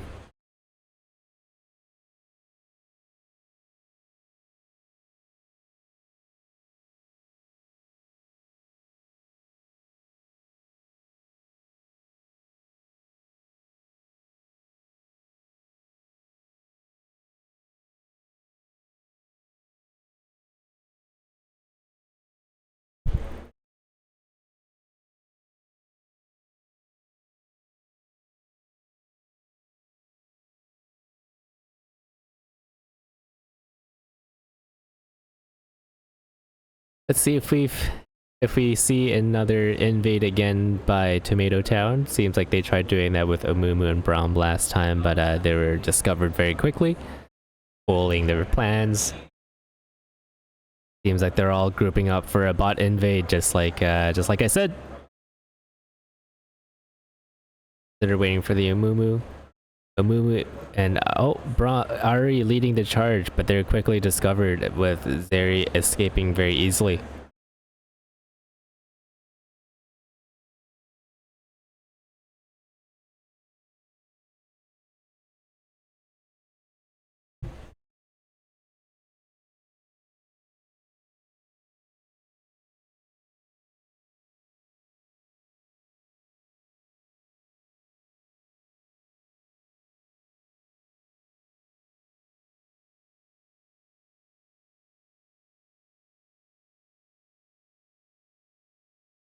Interesting, we have both junglers starting bot side jungles clearing towards top. We'll have to see what sort of things we'll see at mid and top for their ganks, if they're ready. Red team really loves giving a leash to their jungler. I'm not really too sure if they have followed with the times. Junglers do not need to get leash now. It may reveal the starting location of their path, essentially. Lucian and Braum gaining minion control at bot, most likely ensuring that they get level 2 first. Aurelia going in on Nasus. Nasus responding with a Q. Ari getting level 2. She's hoping to get a lead over San there. Really getting level 2, going in on Nasus. Nasus unable to respond to that, unfortunately. Aurelia getting some good auto attacks in on Nasus for a good trade. Zeri having to give the minions in as they aren't able to get level 2 in time.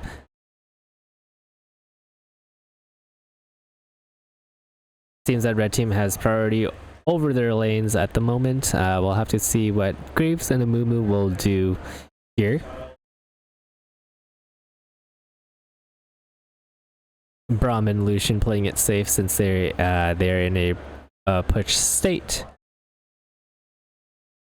I believe they know that Graves is going top just due to the unfortunate leashing. Aurelia stunning Nasus, going in just for a quick trade in favor of Aurelia. Yumi getting her Q off on Lucian. Lucian and Braum hitting level 3. The blue team has hit level 3. San getting a stun off on Ari.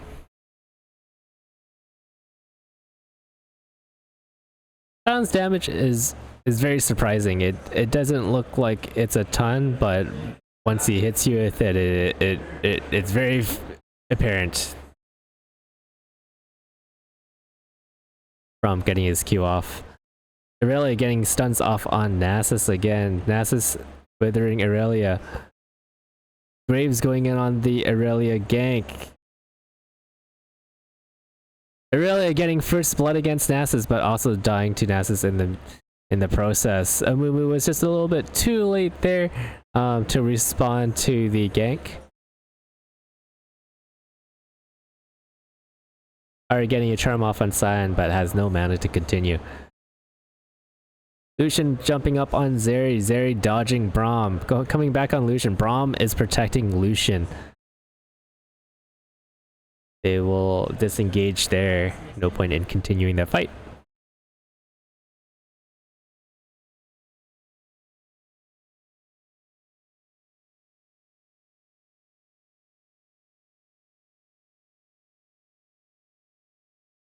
Aurelia attempting to get a stun off on Nasus. Nasus getting some auto attacks. Aurelia's taking massive damage from minions.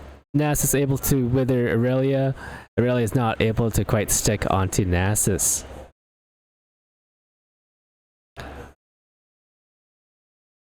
Aurelia has a pickaxe over Nasus's Sheen.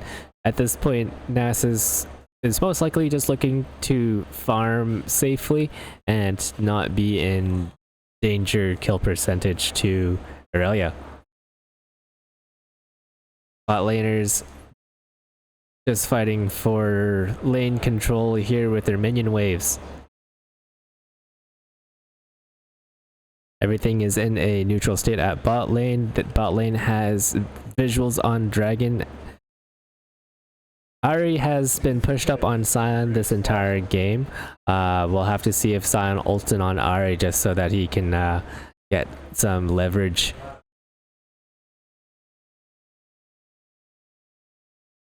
Graves looking for a play at around Dragon. However, it's looking to be a 3v3. Sion is heading down for a 4v3. He is ulting down. Sion is coming straight in for Lucian. Lucian getting caught out. Lucian paying the price for being a bit out of place there. Great ult by Sion. That's something that you see in pro play quite a lot. Sion ulting down bot or top. It's been a very, very popular thing to see. We've been mainly seeing him play top lane, but he is perfectly viable at mid lane as well. As you can see, that Ahri was unable to respond right away. Getting the kill on Lucian right there ensured that they have Dragon control. This is unfortunate just because they had red team had a ton of prio on Dragon for the first on the first bit of the game here. So first straight goes over to Kench Sus.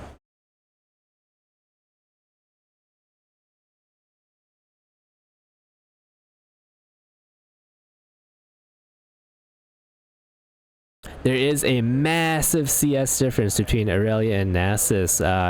It could be a very big player skill gap or matchup knowledge against Aurelia. Aurelia and Nasus ulting against each other. Amumu coming in with the save. Great stun by Amumu. Aurelia just Qs all over, gets that final hit on Nasus for the kill. Great gank by Amumu. Amumu going back to jungle to full clear. Or not. Looks like he's hanging around. He may want to get some objectives just to match the dragon, but at this, yep, he is doing that. Okay, awesome. So Ahri is looking to get some damage in on Sion, misses. She gets hit by Sion instead with his knockup.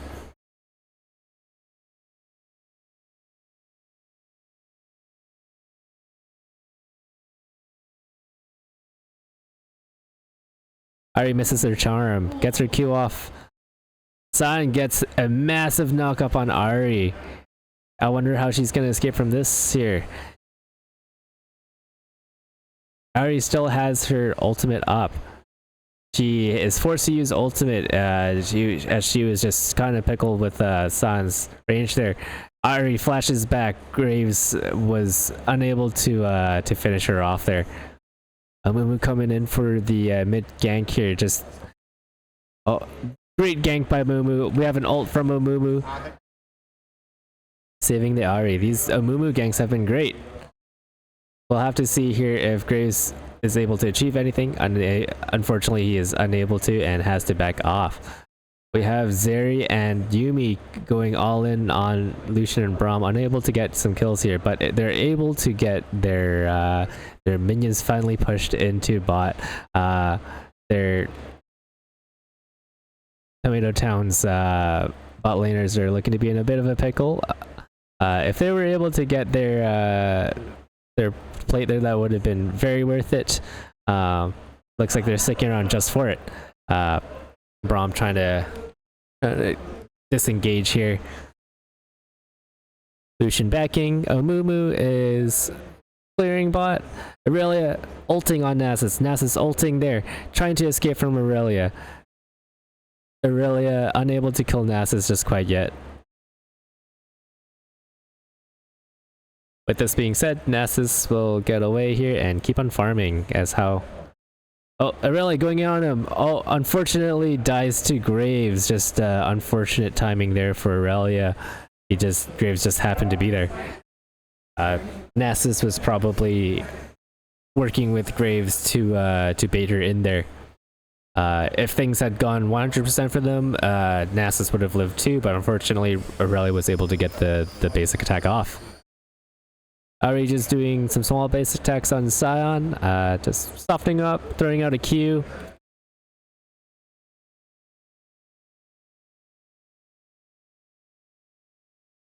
Zeri being a kill up on Lucian could be bad for them, as she has her Yuntal first item. Nasus being engaged on by Aurelia again. Aurelia just showing a ton of dominance at top. Sion really low HP. Ari is able to whittle him down quite a bit. Aurelia able to get a ton of plates off. She's able to achieve that and back off.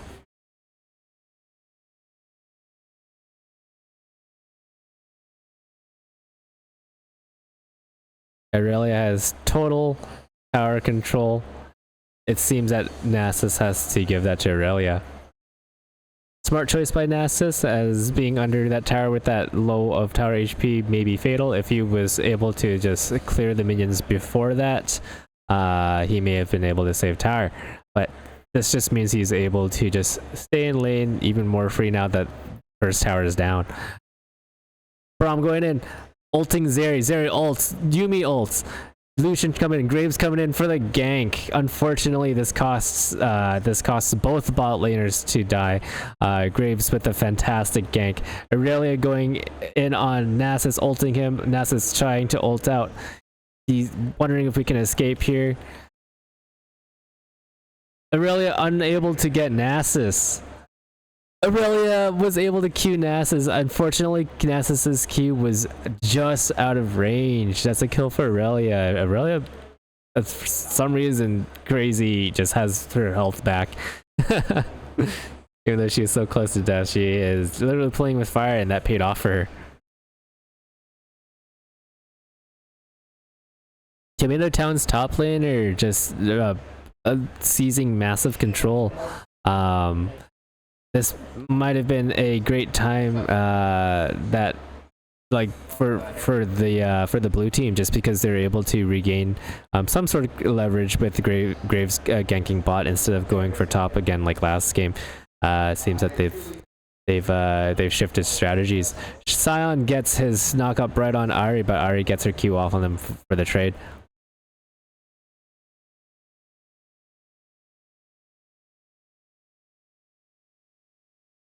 Blue team has stolen dragon right from right under Amumu's nose. Unfortunately, that's 2 dragons for blue team now, which is huge for them. They're only 2k gold above or behind red team, and they have 2 dragons under their belt. So this is a good trade.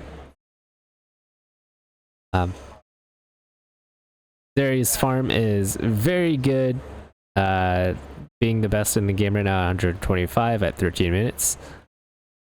Aurelia looking to punish Nasus for pushing up. Unfortunately, Nasus can't do anything against that. He had no vision against Aurelia, with Aurelia getting the kill off on Nasus very easily there. Aurelia being 5-2 at the moment will prove many difficulties for Kansas's team, which is blue team. We're hoping to see some team fights here soon over some objectives, and then that may change the course for blue team. Irelia getting inner turret destroyed. That is very big. They have massive priority at top. This guarantees Rift Herald coming up in about 25 seconds.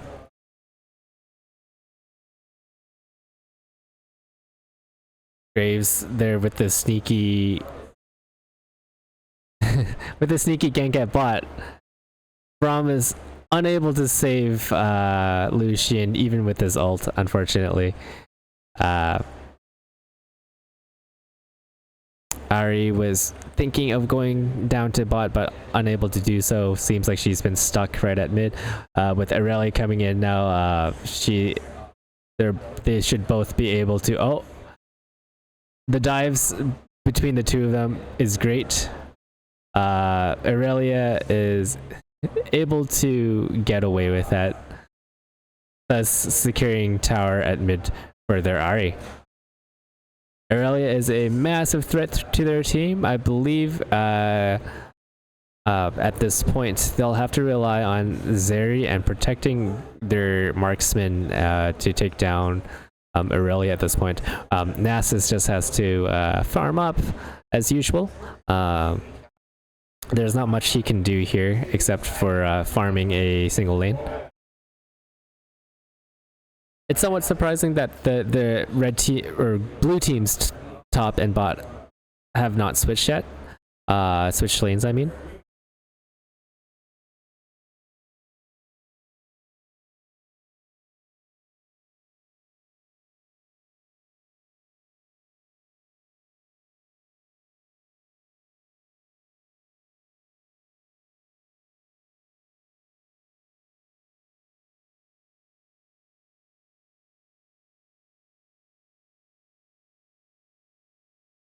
Graves is 4-0 though, so he is able to get very good picks off of their team.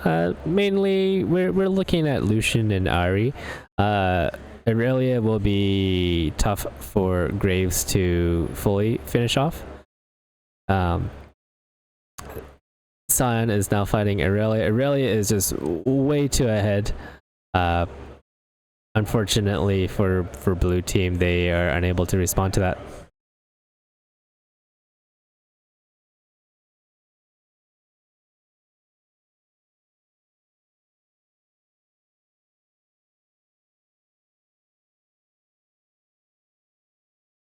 At this point, Irelia is their entire team. If they're able to get a pick off on Irelia even, that would be massive. Or get picks off without Irelia being there.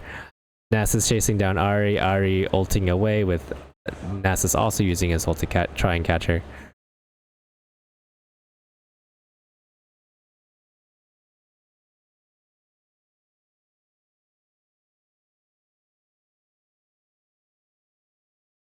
Seems that the next dragon is coming up in under a minute here. Irelia is trying to see if she can catch Sion here just to get some damage off on her.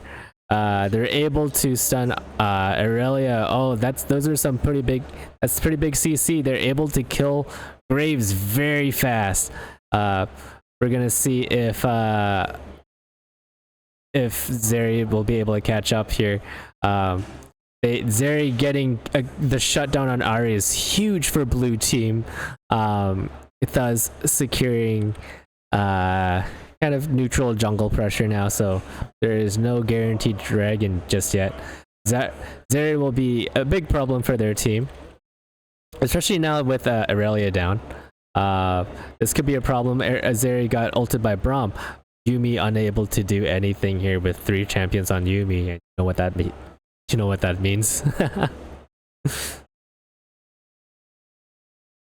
So now we have Zeri with a massive CS lead and with the much needed bounty on Irelia. Irelia is 3 items in, which is huge at this point in the game. Red team attempting to do dragon here. Blue team not being able to respond to it. This is a free dragon for red team, their first dragon.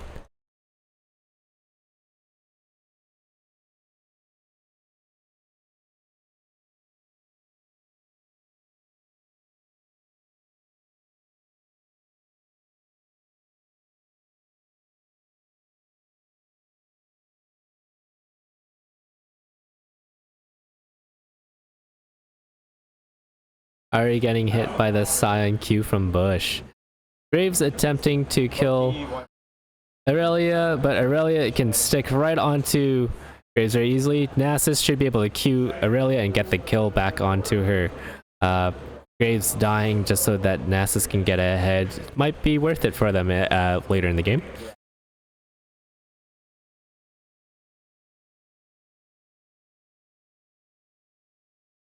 Seeing right now, Aurelia has 9 out of 13 kills on red team's kills. That is basically big if they lose her, so they'll have to be mindful about any objectives and team fights. Seems like that they're not paying attention to Otacon right now, so it looks like it's looking to be in red team's favor. Nas is just noticing now coming up.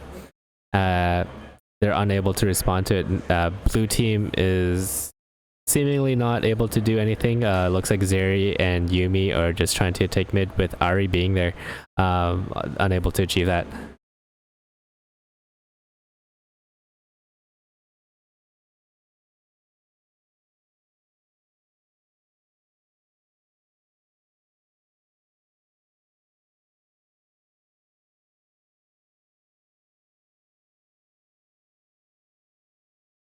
If the longer the game goes on, Zeri and Nasus will be even scarier. Unfortunately, the scaling on red teams with Lucian, Ahri, and Aurelia isn't as crazy as compared to Nasus and Zeri themselves. Sion is able to contribute a lot in team fights too with his CC. Zeri has massive damage, but let's see here. She just got caught out. She's ulting away. Let's see if she's able to escape. Zeri is able to get a kill off on Braum still.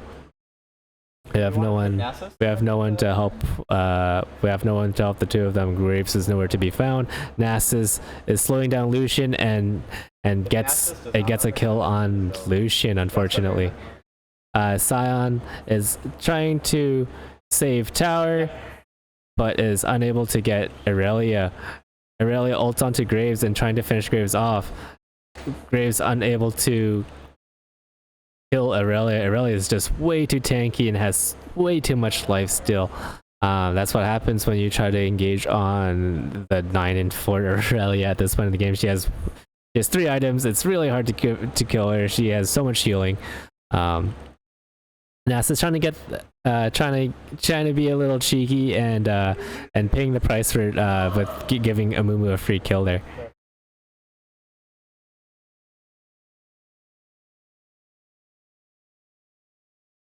This is a much closer game compared to the last game. Interesting fights so far. Aurelia is huge on their team. However, the kills are a little more spread out on blue team here. CS difference is massive, with Zeri being at 231, Lucian at 196. However, there is a pretty big difference between Ahri and Sion at 176 for Ahri and 150 for Sion.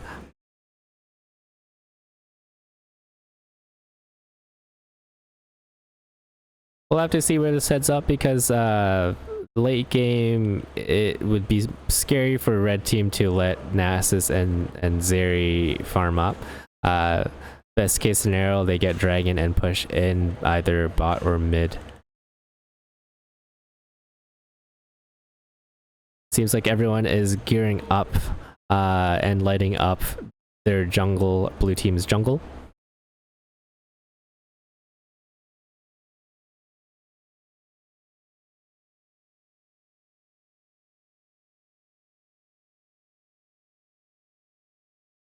Things are looking pretty bad for blue team though. Aurelia is a force to be reckoned with. She is way too far ahead right now. As long as she's present in a fight, things will not be in blue team's favor. Blue team will have to get some picks off without Aurelia present. And they'll have to give this dragon just due to the amount of pressure, amount of map pressure that red team has.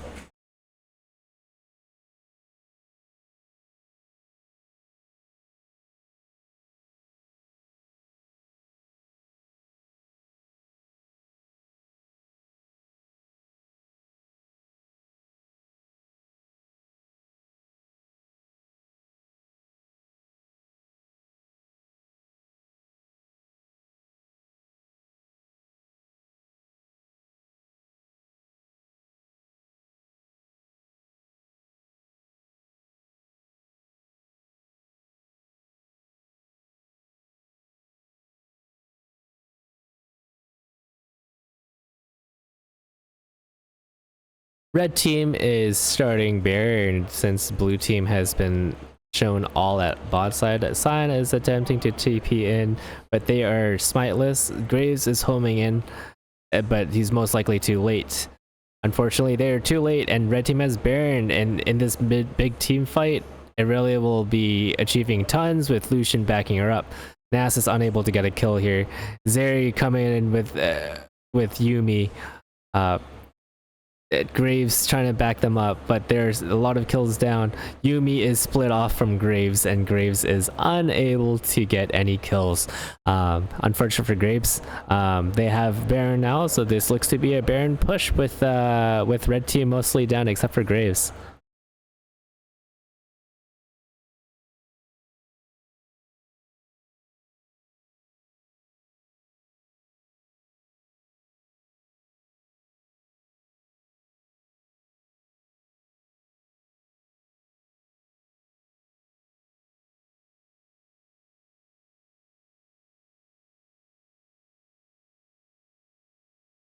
Inhib is now down on blue team's end. They'll have to start playing a bit more safe here. They've lost too many important fights. Aurelia is full level. Looks like Aurelia was taking a lot of damage there, and things were looking hopeful until they both got stunned. Aurelia backing now. They'll most likely not be able to catch her. And the rest of her teammates also backing in tow.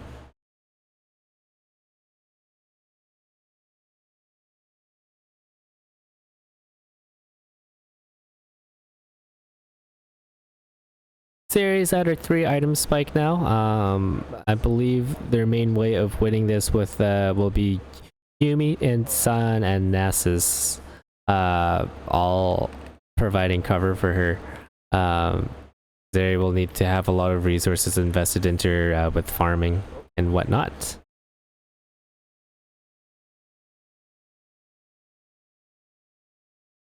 Aurelia is full build, 27 minutes in, maybe even earlier than that, but this is the worst that Aurelia will get for them.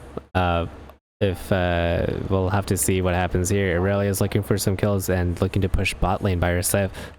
Zeri pushing bot or pushing top with Nasus. We have red team huddling up top there. They're looking to start a fight here since they have Baron advantage. Baron power play even. Aurelia decimating towers. What a disgusting attack speed and damage on her. I believe she won't be able to escape everyone here 4-on-1. That's the main way to get rid of Aurelia here.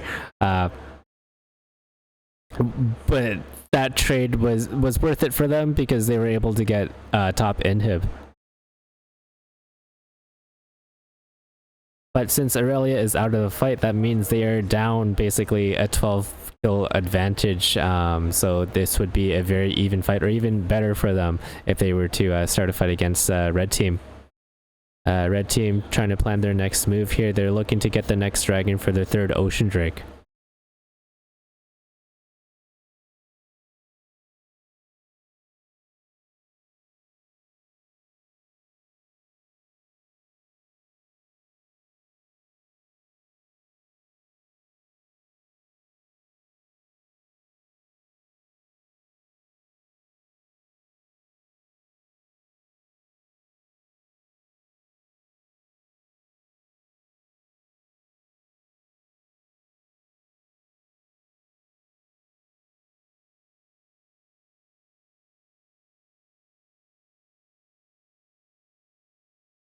Ari landing the charm on Scion.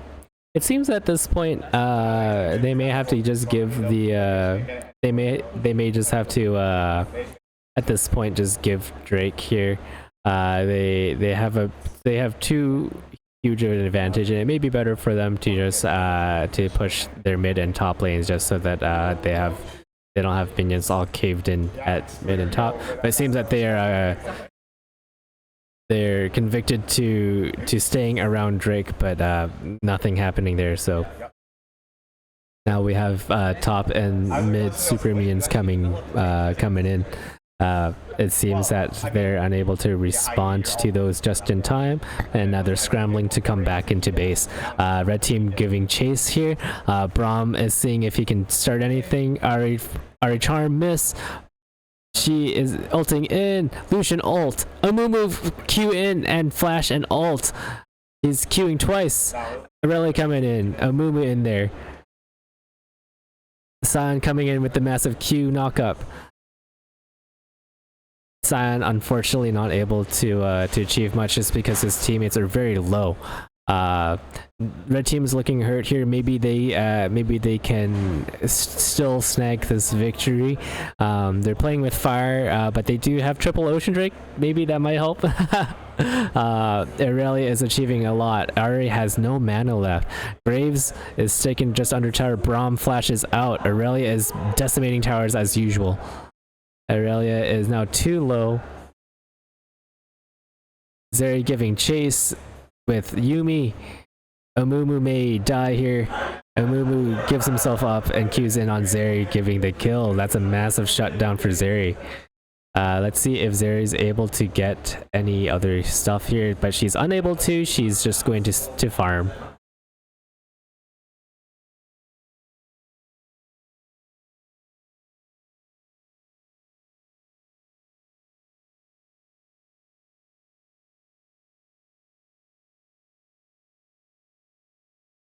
The gold difference at 30 minutes isn't too huge. It is 7k. This is something they're able to entirely come back from if they're able to play it safe with their inhibs coming back up, or if they're able to find a pick with a 4-man on Aurelia like last time. They may have a chance at winning a team fight.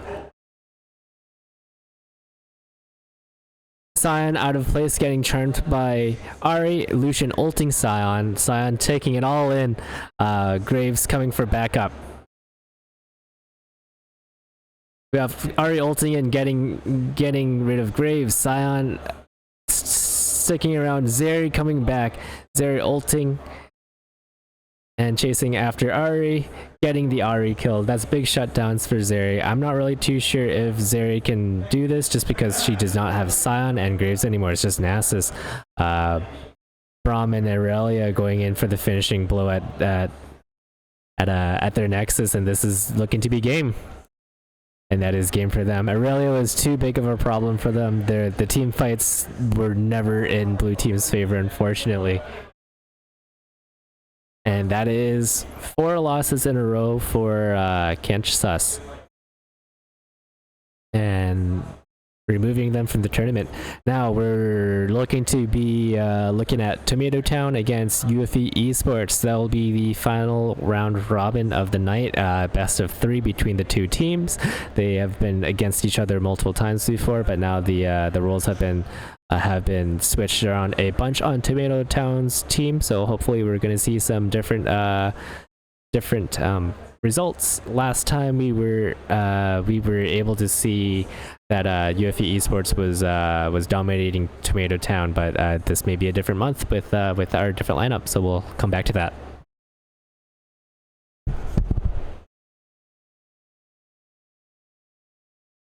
Valiant effort by Kench Sus. They had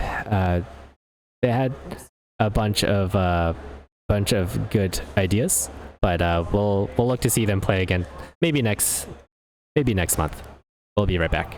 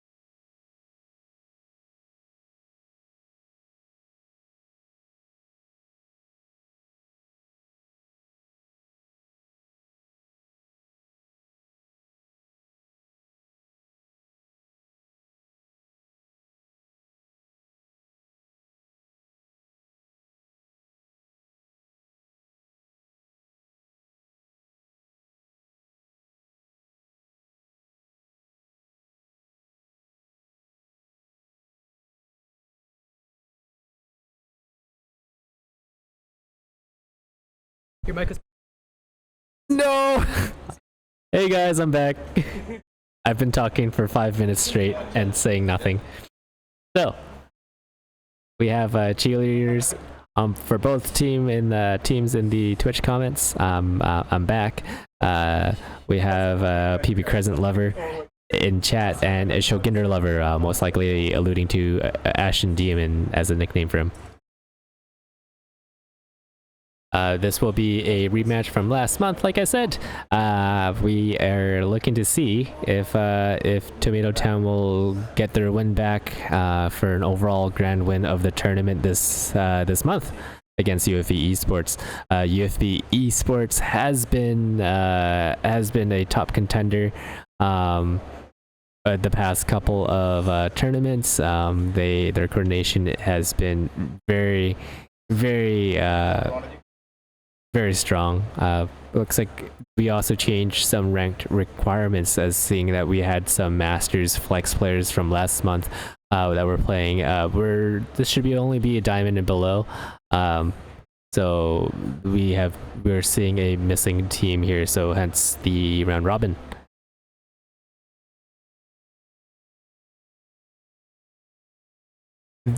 Tomato Town's top laner has been a big monster the past couple of games. I'm sure UFE Esports was taking some notes down on that. We'll see if there's anything different, but overall there's a big rank disparity between the two teams. This will be interesting as Tomato Town Team 1 will be the underdog against the average Emerald Diamond Elo against UFE Esports. This will be exciting. We'll have to see what type of strategies they can pull to pull through to pull off a win or even two.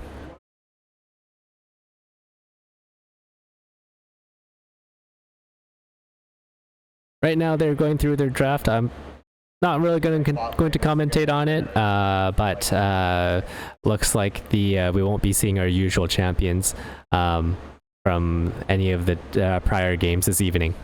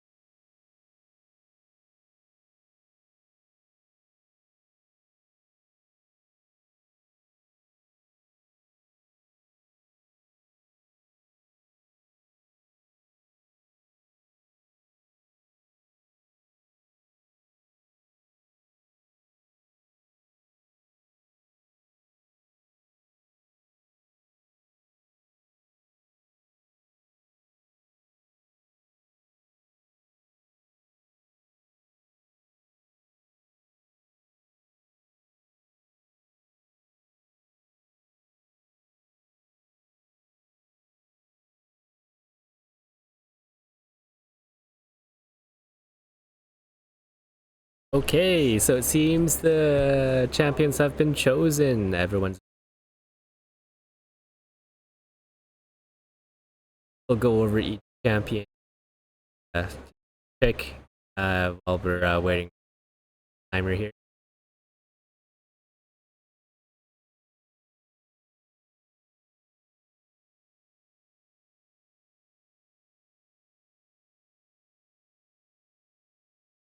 We'll be starting in it.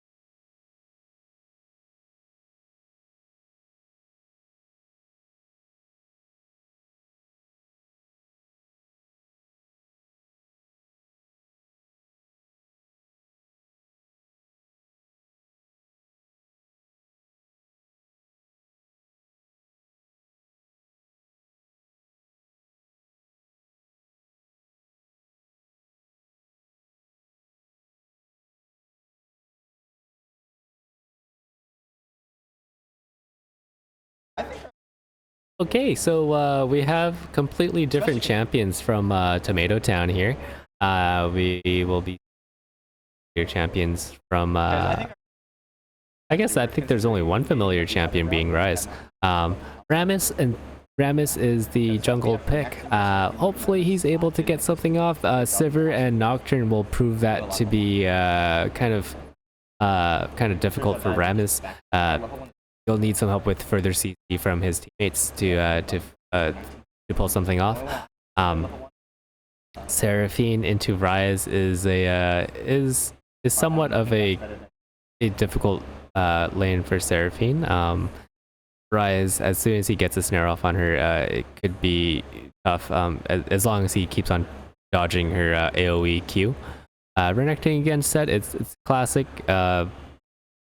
Renekton usually has the upper advantage against Set for the most part. Set is very scary late game if Renekton lets him be. Karma and Jhin against Rakan and Sivir. Sivir has her spell shield, so she kind of has a self peel. Rakan is going to prove to be a very big threat in this game here.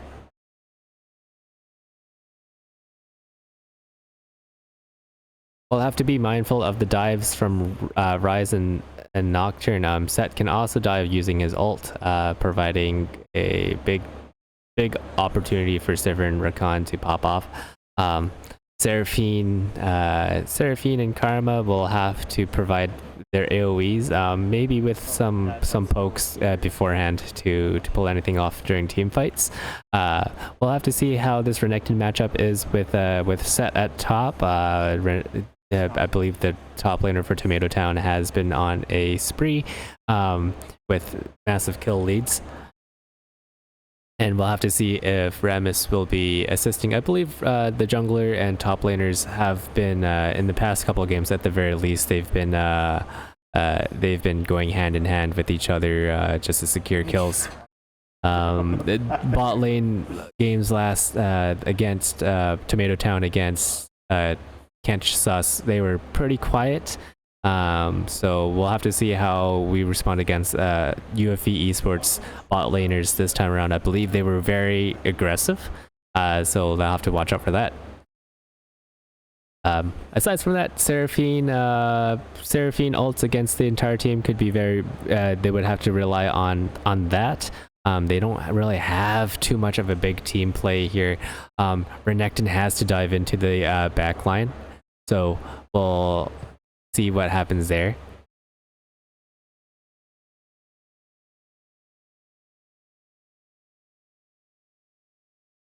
So we only have a minute left, so we'll wait till then.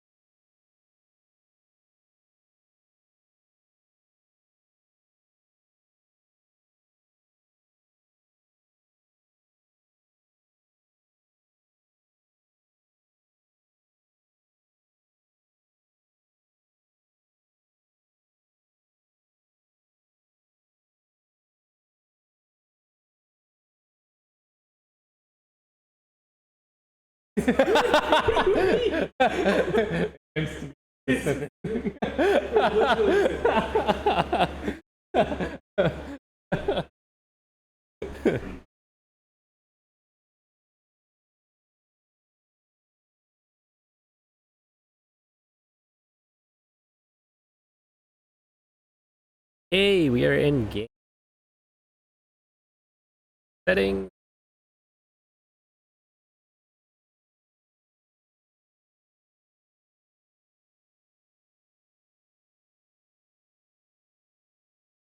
Let's see if blue team down decides add the last two games.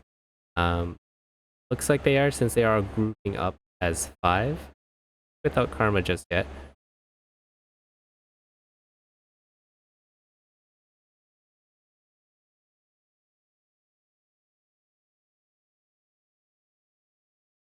Bouncing each other, they are discovered.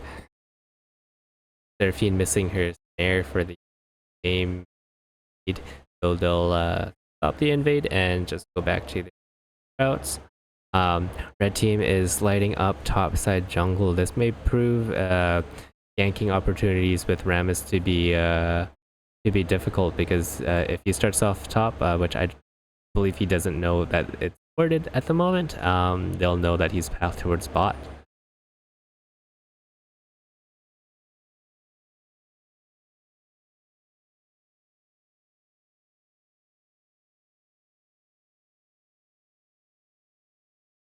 Even if Rakan getting a double knock up on Jin and Karma, they're taking way too damage just due to the double knock up. Severed unleashing so much damage at level 1 on them. Insane. A good knock up on Rakan even though they had the jump on him.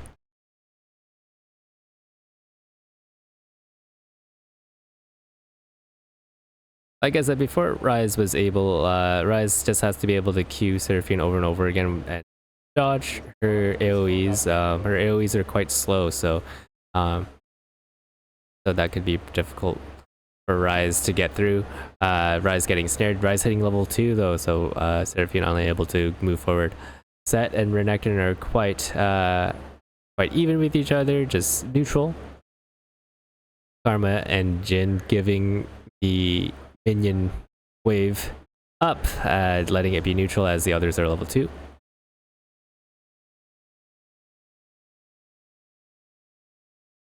Renekton keeping wave state neutral here. Sett pulling in Renekton, getting some auto attacks off on Renekton. Rammus stopping Rakan from getting some vision up in here. Rammus is coming in on Rakan, but Rakan escapes.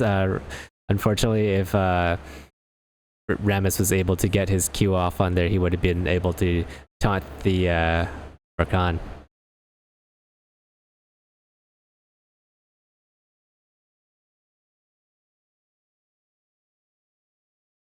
Ryze getting his Q off on Seraphine, unable to stun her. Renekton and Sett just duking it out at top. Both mid laners are very low on mana. Ryze gaining the level and then getting a... Oh! Wow! Ryze was so close there. He was just firing, his Q was just firing up, but unfortunately he was in tower range and he flashed for her, giving Seraphine the kill. That is so unfortunate for Ryze. I mean, we all saw the vision there. Now that Ryze is flashless, he is very vulnerable to a gank from Rammus. We'll see how that goes. Sett is homing in on Renekton there, keeping his minion wave up on him. There is Nocturne coming in on Rammus, unable to get anything off there, having to back. Sett has flashed and Renekton has flashed. Both their flashes are down. However, Renekton has his bar filled up here. He's looking to see if he can punish Sett by with him being so low. Sett is able to get the kill on, Renekton is able to get the kill on Sett, just homing in on him very easily there since his flash was down. I believe there's a bit of disrespect with Renekton's bar being almost full there.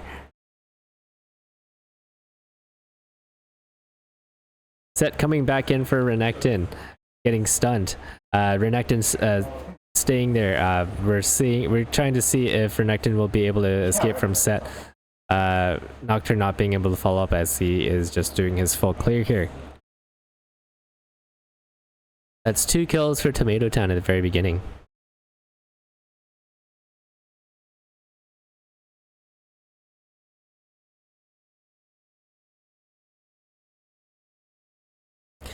No ganks so far from Rammus or Nocturne. Nocturne was just in their tri-bush, in blue team's tri-bush, just not really achieving much there.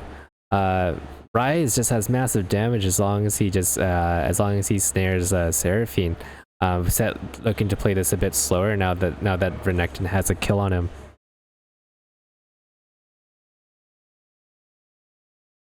This is a pretty big scuffle. Set misses his W and has to give that up to Renekton as Renekton has reached level 6.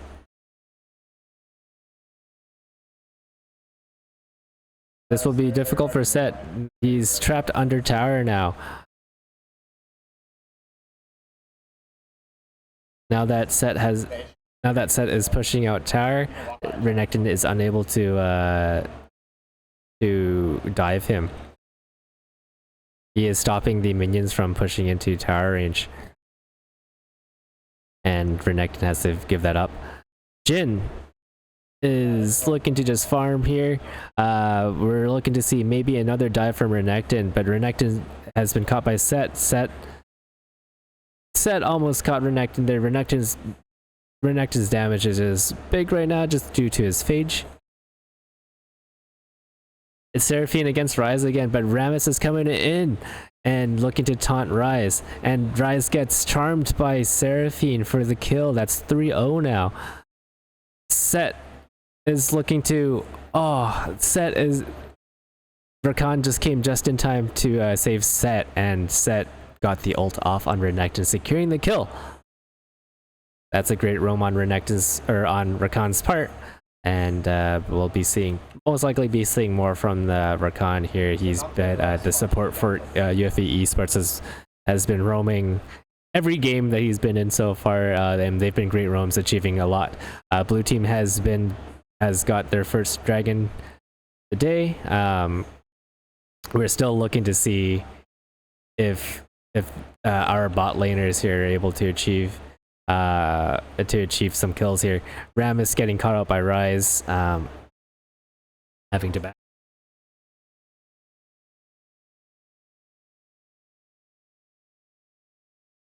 Rise pushing up on mid. Nocturne looking for some kills here with his ult. As soon as those comes up, he'll be flying in. Rakan and Sivir have massive CS difference against them. Nocturne coming in for the kill on Seraphine and escaping with the flash, unfortunately. Set bringing in Renekton, pulling in Renekton and W him and just walking off.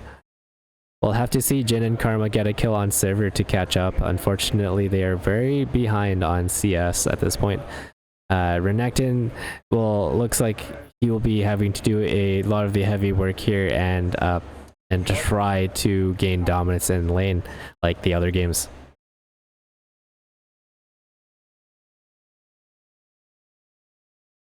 Set and Renekton just staring at each other longingly.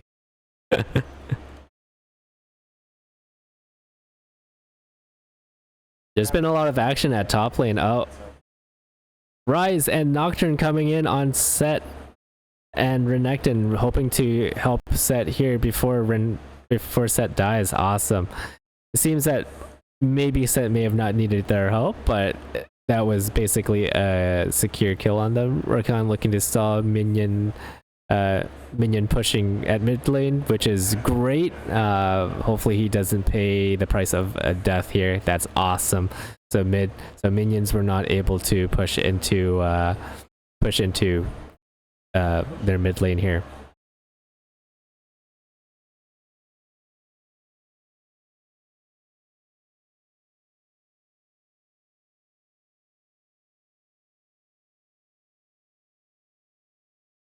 we've been seeing so much Rise play nowadays.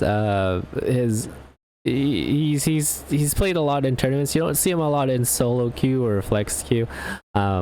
He's a very big team player. He needs a lot of team coordination, which with UFE esports seems to be displaying here.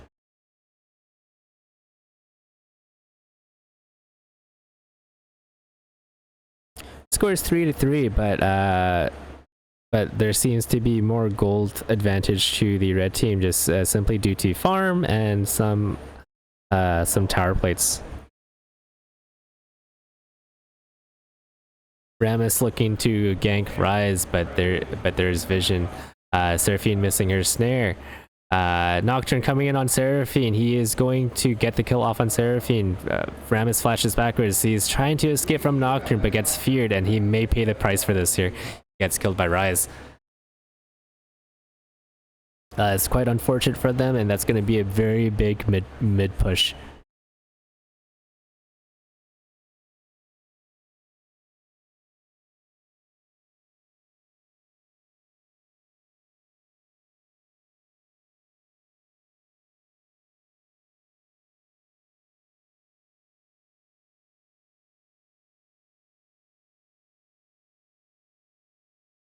Having the HP advantage on Renekton. Renekton is quite behind now, just mainly due to the amount of help that Set has been receiving at top, which is awesome for him. Set has mitigated his losses and has only died once the first time, which is great and has been going along to plan.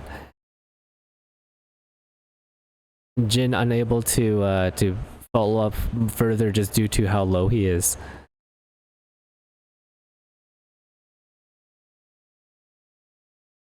Set pulling Renekton back and getting massive damage off on Renekton, forcing him to play safer now. Sivir is able to ult away and also spell shield just in case anything further happens. Set now has the lane advantage against Renekton. Unfortunately, Jhin gets caught by Rakan and pays the price for it.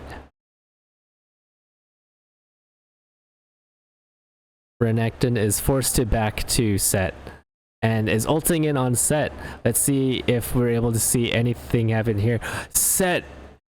Oh man, things were looking to be really bad for Set, but at the very last split second he was able to ult Renekton and secure the kill. That is amazing. It really looked like Renekton was about to get Set right there.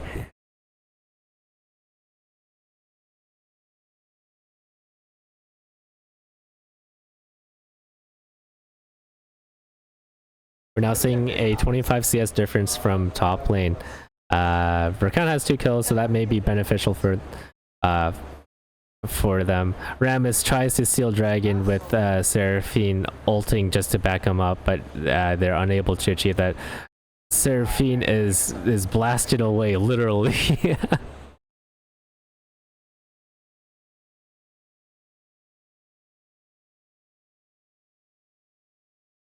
Set is homing in on Renekton. He has massive power now due to the Phage and Tiamat that he has.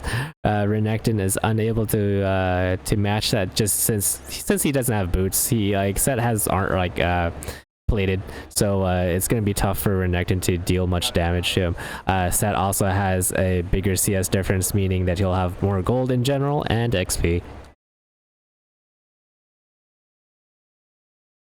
Rakan trying to come in for the double knock up here, but misses.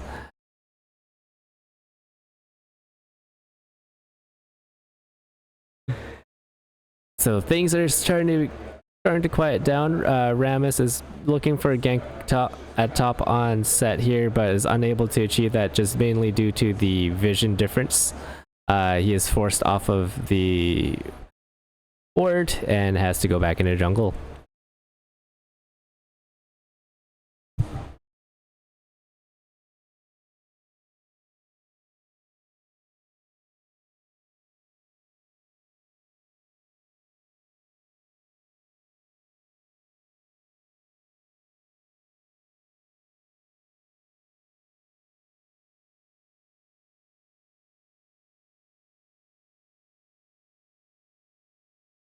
Oh, Rise almost gets hit by Rammus Q, but flashes over it. Renekton gets double teamed at top by Rakan and Set again. Rise is trying to get Seraphine here as his last ditch effort. Hopefully they were able to get Rise, which they do with Seraphine. Nocturne tries to back him up, but is unable to catch them. Nocturne is trying to go in onto Nocturne and seeing if Nocturne is going to look into ulting. Oh, since Karma has stepped out of the bush, he was able to get the vision right there. Unfortunately for them, if she just stayed in the bush, she wouldn't have been able to get that kill, resulting in her death and maybe even Rammus's potential death here. Rakan was trying to get that kill and did not succeed, unfortunately.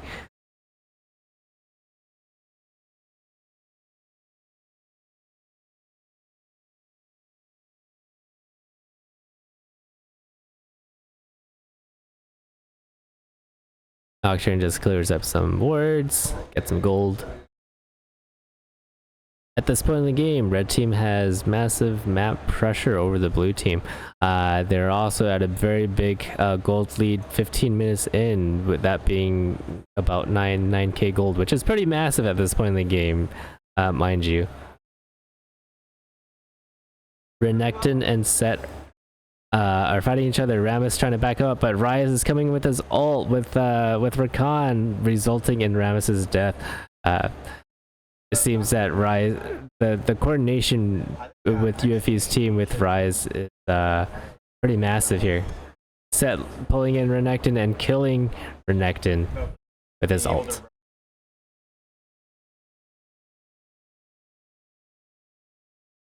It seems that because Rakan has been roaming a ton compared to Karma, he was able to achieve a lot.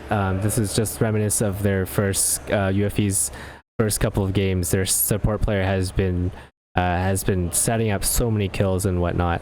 Ryze coming in to save Set multiple times here. Ryze's ult is massive, with Nocturne being able to follow up. It seems that the coordination has been great, but UFE is pulling out to be a top contender at this point. Ram is trying to get a taunt in, but unable to.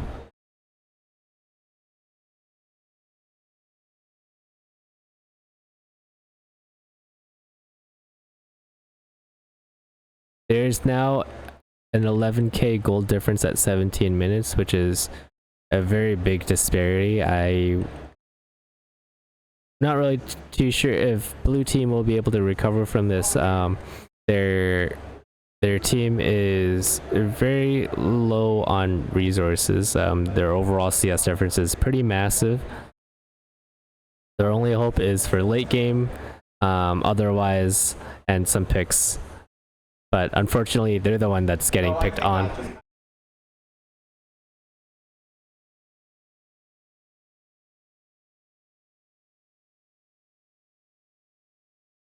Rammus stops Rakan, but gets caught by Ryze and Sivir. Jhin, by extension, gets caught by Rakan, but is unable to escape due to Ryze's ultimate. Ryze's ultimate has been pretty game-changing. Renekton comes in with his ult, but gets stopped by Set. Set is forced to flash out, and Seraphine pays the price of being under tower and being near the enemy team. Renekton trying so hard to weave in and out, trying to deal damage, but it dies to Ryze in the meantime. Karma steps in. She is the remaining player alive. Don't know if she's able to stop all four of them from advancing, but they're able to get the tower. Karma gets hit. Rammus comes in for the taunt against Ryze, but gets damaged quite a lot. Ryze is pretty powerful at this stage in the game.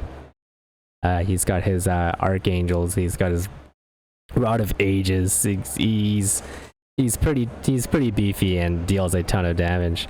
I believe their main way of winning this here is just to get rid of that Nocturne first, and then things should look a lot better for their team.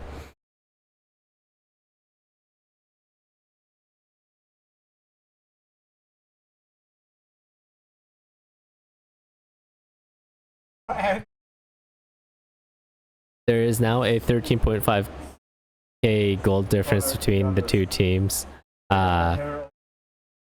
This is looking to be pretty grim for Tomato Town here.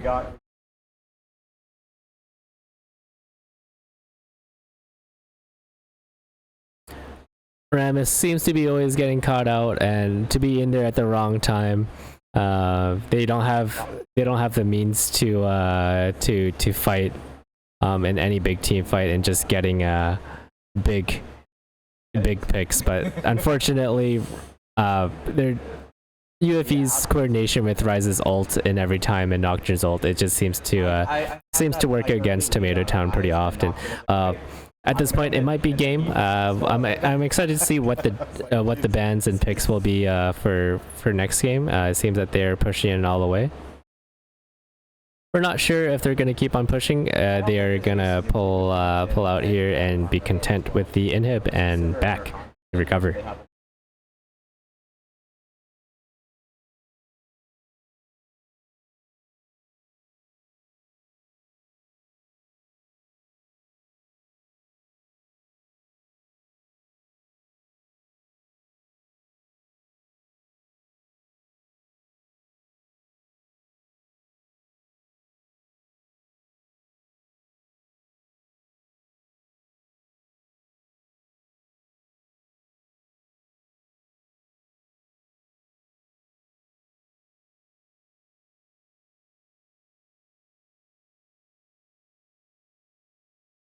So we have both teams mobilizing top side here. We got Jin by himself at bottom just trying to recoup some gold. Otacon is being taken here. I believe blue team may have to concede this, but it seems like Rammus has other plans and gets caught in the process, unfortunately. And oh, he's able to steal the Otacon. That's huge for them. Even if he dies, it doesn't matter. But their team may also pay the price for that. Unfortunately, if they just left him and they might have been able to live this, but since they're all caught out there with Karma being by herself and Jin pushing bot lane, and maybe he'll be able to achieve bot tower, but I don't think he'll be able to do much here with just Karma against their team, especially when the other team has Otacon. So they did achieve bot lane and they were able to kill Set, so it's worth it. Actually, nope, Jin did not get the kills on them, so it was not worth it. Valiant effort by Tomato Town. We'll hope to see them come up with different bans and picks in the next game against UFE Esports. Until then, we'll be waiting until the picks.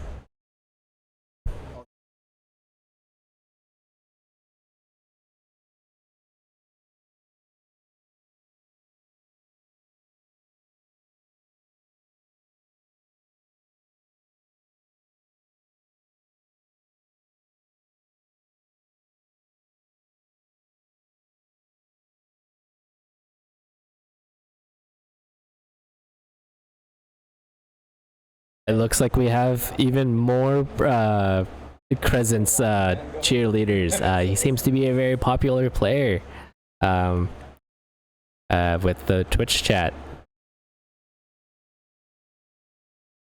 Where's our Shoginder love?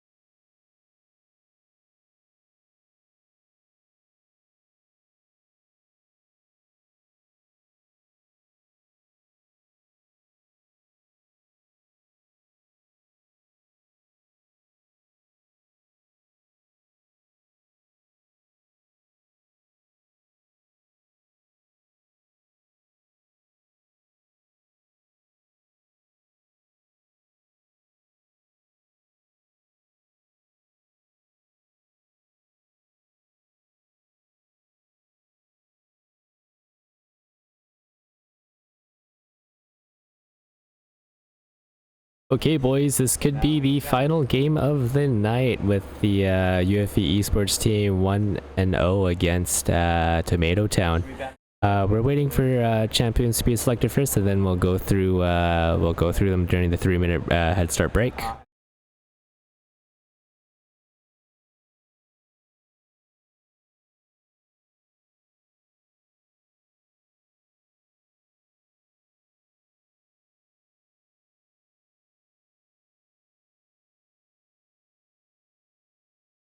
Hello, Tessas? Yeah, we're live. Might be a little loud, sorry.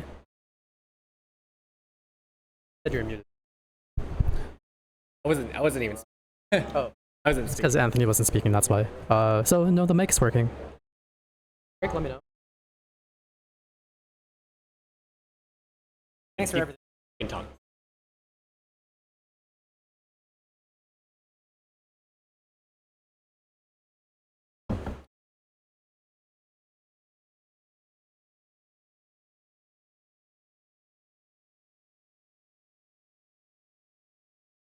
Hello, this is Quan commentating. And we dropped 5 years. I'm so sorry. That's okay. Not that viewership matters a whole lot, but we are here to pull off what is potentially the last final game for this tournament here. It depends on how UFE Esports does, being on Team 1.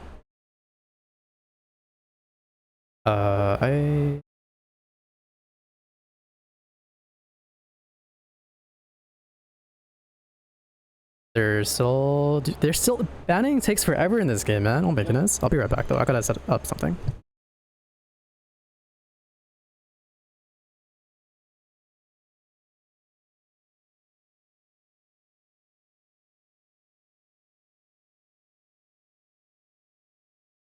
I won't format the thing and how it looks, but this is basically the current banning state. This stuff takes forever, man. There is like a minute difference in for each pick, so ban and is it who they ban and pick. This game takes forever, bro. This game takes forever, man. Investment. Yeah, it's huge, right? Yeah. So like, because I know like games can take like 40 minutes and then like you barely lose, you're like, oh my gosh, all that for nothing, right? But when you win, it feels good. Oops, I gotta go back here. Yeah. Have you had like a lot of 40-minute games, like super long games in League? Oh yeah, all the time. I think the average game about half an hour to like 35 minutes. So like 40 minutes doesn't feel bad, but you can definitely start feeling drag on when it. That sounds awful. That is awful. All right, we are just finishing banning here, so let's go back here and turn this off. We're gonna be starting the actual game soon, but we're gonna have a 3-minute delay as per. Yo, what is P? Do I open the client? Yeah, let's open the client. I'm a kiss you on your hot mouth, orange Kool-Aid hours. You got anything, Anthony? I have no comment for that. Do you drink orange Kool-Aid? I do not. Nice. All right, we got the teams chosen with some interesting comments. That's fine. We don't have to worry about the bans too much, but let's just see what UFE Esports has. So they have Sejuani, Caitlyn, Silas, Volibear, and Lux. Sejuani and Volibear will be the main frontliners for their team.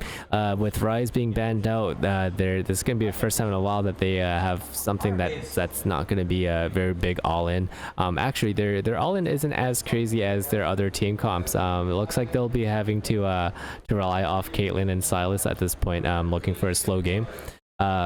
Looks like the Cho'Gath Seraphine pick. Again, they're looking to get some multiple CCs off against the enemy team. Thresh is also a very great pick too. Ashe was a great pick against what was their name again? Kench Sus. And Bessa was a very awesome pick the time that we saw her from Tomato Town. I believe I believe Mbessa is going against Volibear at top. Volibear, though, he doesn't have any skill shots. All he needs to do is just run at you once, hit you with his W, and as long as you're in a fight with him, he will be healing himself. It is very scary. But Mbessa's really good at weaving in and out of the fight. So I believe she may be I believe Mbessa can just get some hits off on Volibear, rinse and repeat. Yep. Okay, that's it. That's kind. Wants to. Yeah, Volibear wants to stun them once and keep on hitting them. So I believe Volibear will be helpful later in the game when fights go on longer. But but in laning phase, it could be not that great for Volibear against Mbessa, just because he has to keep on hitting her and she can out. Lux and Caitlyn is a classic bot lane duo. They're super. Yeah, everyone knows that. They love each other. They do. They're peanut butter and jam, but they are classic lane bullies. They are super long ranged. We'll have to see some creative plays again with Thresh and Ashe. Ashe on Tomato Town side. I'm not really too sure if you know Ashe and Thresh, Quan, but I know Ashe. Oh. Yeah. So Ashe, her ultimate is wide ultimate. I know it goes across the screen. Yeah, can CC depending on the distance traveled. So she may be able to help the Mbessa at top lane from bot lane. Who knows? Or even Seraphine. Yep. But we'll have to see what Thresh achieve here against Caitlyn Lux, because Thresh is he's going to be in range for quite often. Thresh can't. Exactly. Yeah, Thresh can't answer against him. The only answer he has is to either flay from him, or hook them. Yeah. So we'll have to see what he can do. Cho'Gath, interesting choice. Just Joyce. Joyce. I'm not really too sure if Cho'Gath jungle. His clear isn't super great in jungle. He may be. You mean like get rid of mob? Get rid of the jungle. The minions in jungle. In time, so that they make it in time for fights. Yeah, Sejuani. She's just good overall. She's UFE Esports seems to choose that go up in pro play quite a bit. Oh, mainly between their top jungle. Lux was an interesting choice by PB Presence. Just that.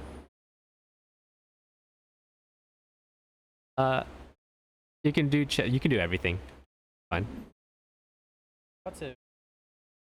Oh, is there a shortcut for some stuff? No, that's how it is here.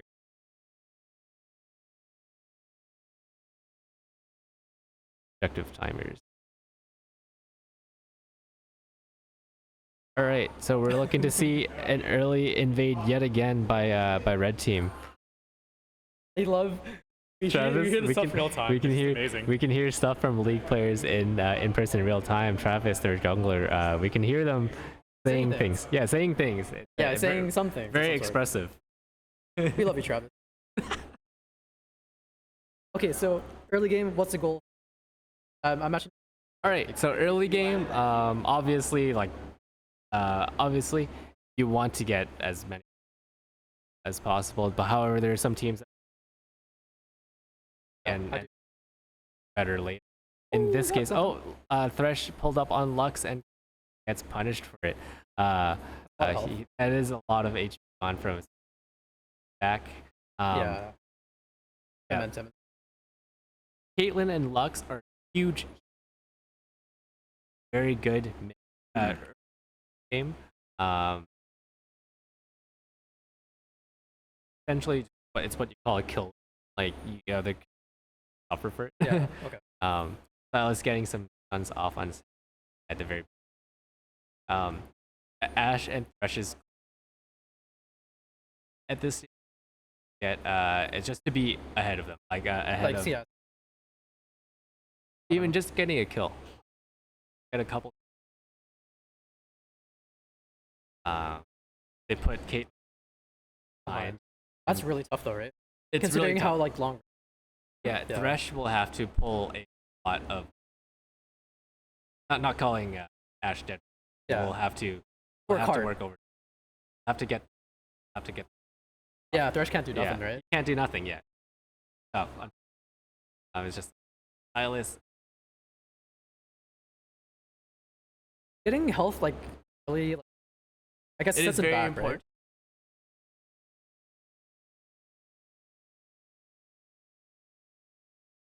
right? Waves. Oh. And, like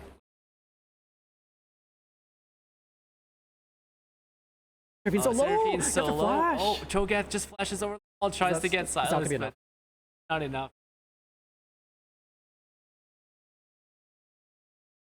Oh wait, Silas might get it. Oh, what that it's- explains. yeah. That explains it all. That explains it all. Okay. What we That heard earlier. explains it all. Yeah. Cho'Gath is so close there.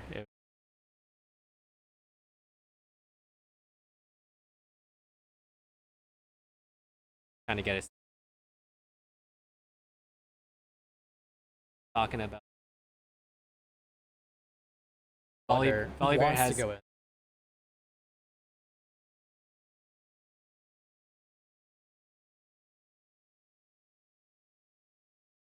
opponent with. Oh wait, we might action here. There's some action. Volibear. Oh, with but under the Mbessa. tower though. But So they got now it back it has to. here. We and flash in. Volibear flashes in on that kill. What I was talking about. Oh, he Lux is just- dead. Lux is Uh, dead. Lux did not. Okay. I believe Thresh died. Yep, Yeah. Thresh died too. Oh, that's 1-0 for red. Flash from the side. So now that flash is down. Very vulnerable. Gank from Death. Oh, we are. Oh, red is so Oh. dead. Yeah. Unfortunate. They had a person gank. Yeah, there's on. no Like answer. you can't really. Like there she. All two. I heard Seraphine's really good later. Like Seraphine 105. is.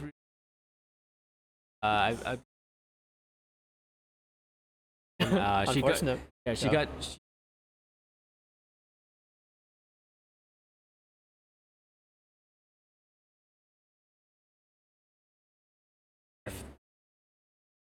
Out of mid. Still play. Uh-oh. Can be. Oh, mid. wait. I just don't. They're able to. Volibear might. But turret's in the way. Turret's in the.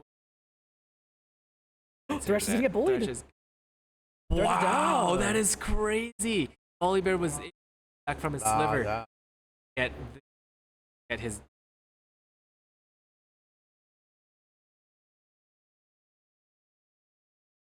Yeah. Very good early.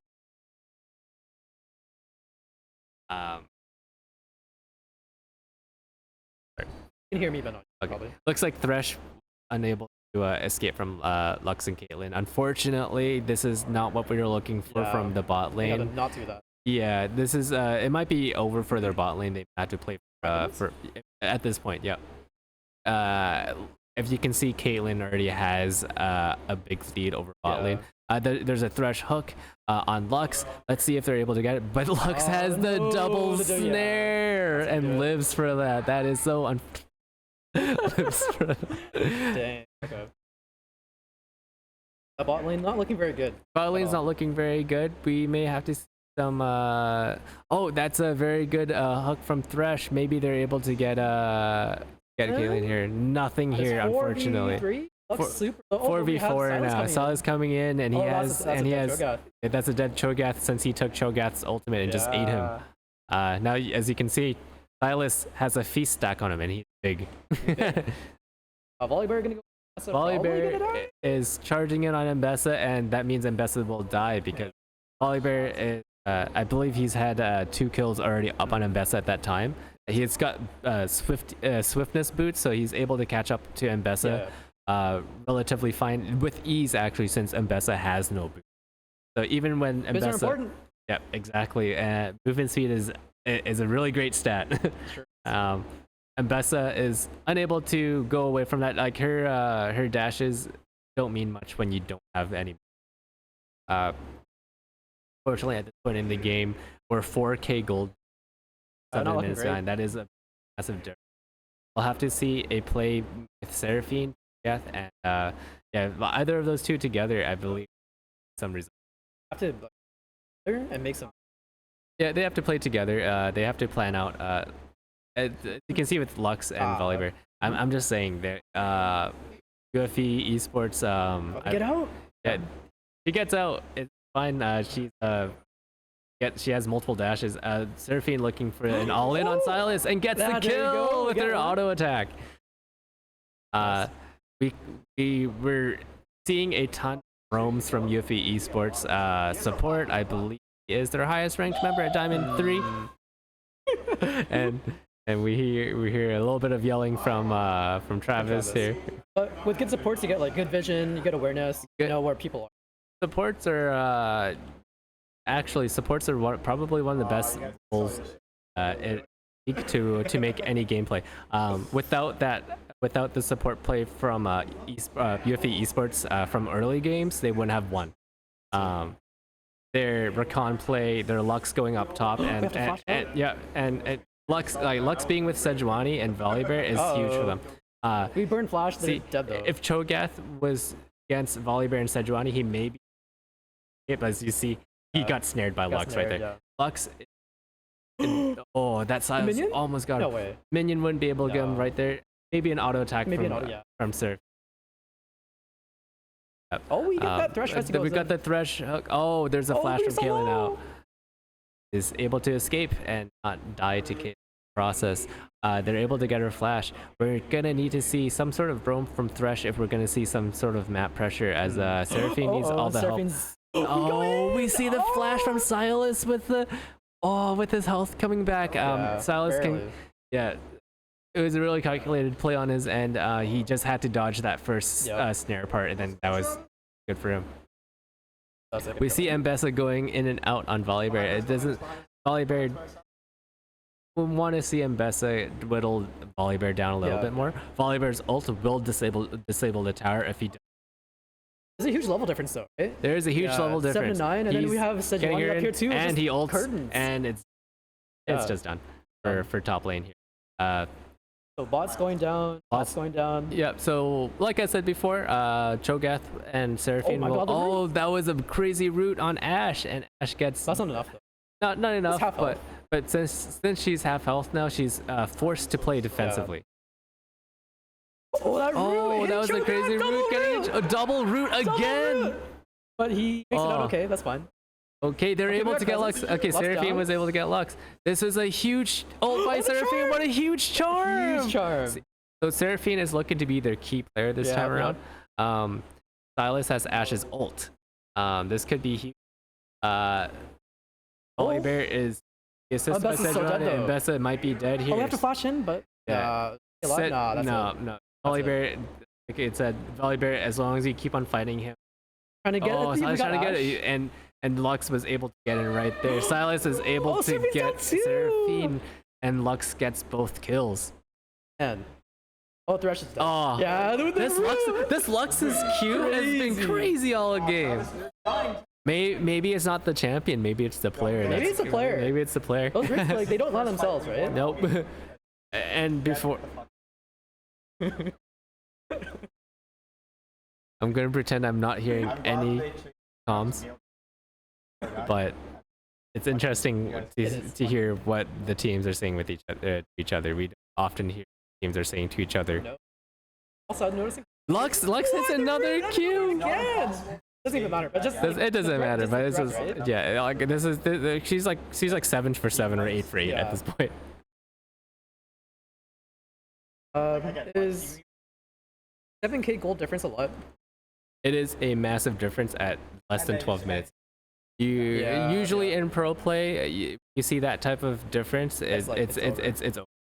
but since we're in a lower bracket elo, might not, like, yeah, it might be like teams, like both teams will make a difference. Like Lux here is Lux might be down. Yeah, is we're gonna chase down. Lux here. Yep. Nice. So Sejuani is left with Ash coming in tow, and We got the Sejuani flash. has to flash that. Oh Cho'Gath man, Silas eats comes Cho'Gath. in! Oh, Ash is Silas so eats dead. Cho'Gath. Cho'Gath gets eaten by another champion, which is Seraphim's crazy. not gonna do that here. Seraphine can't do anything that she used a lot. Oh, She is. what a catch from Silas! They're able to just dive Seraphine with no problems. Volibear looking to hit Flash out. Mbessa. Is that enough? Volibear, it's enough to escape. Volibear can't get the kill on Mbessa. He'll just destroy the tower. That's exactly what happens. That's basically all you need. As you can see, Volibear just towers with his ultimate. He doesn't. Dang. Yeah. Yeah. Oh, bro, Thresh, the Thresh missing miss? his hook. Oh, no, Unfortunately, it's so Lux over. missed her first Q. That's Oh my crazy. gosh. That's crazy. But Cho'Gath coming in for Lux. And Thresh here. This should be enough, Yeah. right? Oh, Lux has happy feet right now. She's Happy done. feet. Oh, That doesn't oh, even okay, matter, no, though. it doesn't matter. 2v1, It's tough to win 2v1. that. Yep. Ash getting homed in on Silas. Unfortunately, Silas unable doing to escape. so much work. Silas is doing a ton of work, but I think he will get caught out here. Oh, unfortunately. no! Oh. This Seraphine Oh, no, Charm Silas gets is him. dead. Yeah, Seraphine there you Charm go. gets him, but Volibear comes in, and we have might be another red curtains for TP red, by yeah. Mbessa. Mbessa will come in Volibear, with. super Will low, go we in on can't get Mbessa. it. This will be a big turnaround. The red Really comes great. out on top. Really great TP. Cho'Gath is unfortunately Cho'Gath's got it able back. to escape. Oh, he's able to Oh, escape. He's okay, able to yeah, yeah. escape. Awesome. That was I think it was a red dub there. That was a red dub. Yeah. That was a red dub. That's the. We need more of those from red. That was a crazy TP by Mbessa, but we won't be seeing a TP for anytime Yeah. soon again. Probably not. Mbessa really needed that one kill to get back into. Volibear is already. Look, he's on his way to his second item here. Yep, he's got his second item, so he'll be quite ahead of Mbessa. Having one item lead point of the game is huge. It's big. Huge. Items are so good. Yeah, having item power spikes are really huge in the game. Getting your full item. It I guess it depends on champion. depends on the champion. Some champions really rely on the item power spikes. Some champions can make do without them and just rely on the components for the items. But in a general sense, and like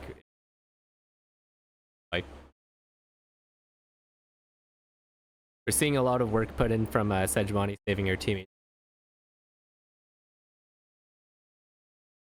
Blue team's so. Blue UFE, team, yeah, they're so. UFE Esports has been a very cohesive, even the past couple tournaments. I Regularly top don't three. think they've won any tournaments, No. but they've proven to be. Bust it down. Mbessa down, Volibear disabling. Hurt. From Oh, Volibear's so there low? is Is that enough? there's a slow from No, Seraphine, not but enough. Seraphine does. Oh, follow up. Sejuani comes out. Sejuani comes out. Oh, Caitlyn comes out. Kaylin comes too? out with comes Lux. out? Lux, someone Thresh flashed. Then Seraphine pays the curtains. price for it as they.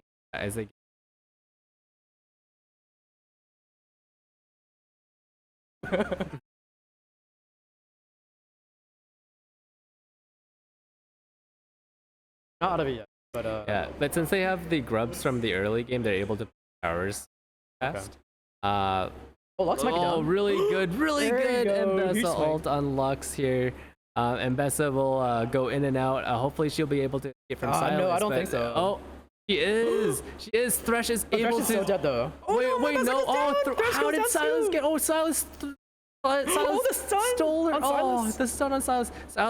So Silas stole Mbessa's ult there Yeah. and got a kill from her from behind tower. Silas He's down. able to get Sejuani- Ash. Oh, they both took him down too. Caitlyn is going to tower here. Volibear is having a comfy time at top, putting a lot of faith into his teammates at bottom. Yep. But red teams like they only have one up now. It's going to be hard to see them come back from this. All of their resources are on Seraphine. Seraphine is a very Seraphine easy. needs to do. Seraphine needs. I feel like it's more so Seraphine needs Oh to my be set goodness. up to do something. We need to do some picks beforehand because they're down 15 kills 50, at this. yeah. That's Over pretty 10K massive. gold. Over 10k gold deficit is not great. Mbessa gonna dash away. Mbessa we have no. just stood there for a second and got hit by. Mbessa tried flashing away. Oh my gosh, that's so much damage! Oh, we get charged, man. but that's not enough. Volleybear's build right now is a very glass cannon build. Yeah. He's usually you would see him as a tank. He kind of looks like a tank right now. He does kind of. But no, he's building a very glass cannon attack speed build. He's relying totally on his shield and his health, his life steal to bring him back. Keep him up. Yeah. Oh, we got an ace. Blue team has an ace on red team, so they're looking to end this here. Probably here, yeah. Might be curtains pretty soon. Might be curtains pretty soon here. They GG's in chat. GG's in chat already. Mbessa is looking to home in on Lux, but is unable to. Oh, Oh, we got one. he gets Lux. Not enough. Does he get Caitlyn? That's isn't a level up. Not do anything. Get the stun. Mbessa is gets some health back. What the They're able to fend them off. That's crazy. Sejuani's still alive, but they're probably gonna go down. Yeah. So they're able to get fend them off the Nexus here for now. For now. Thought it was curtain. They have a little bit. They'll have to make a final stand here.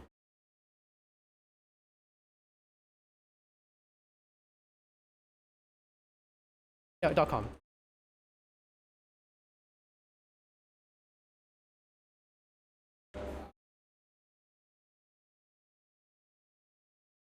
It's quite unfortunate for the team. It seems like Sejuani has been able to be present in most fights, securing kills for Silas and their top laner Volibear. Unfortunately, Cho'Gath was unable to keep up with that, and we have the bot laners Lux and Caitlyn getting the early kills on Tomato Town's bot laners. Kind of like they had everything on all.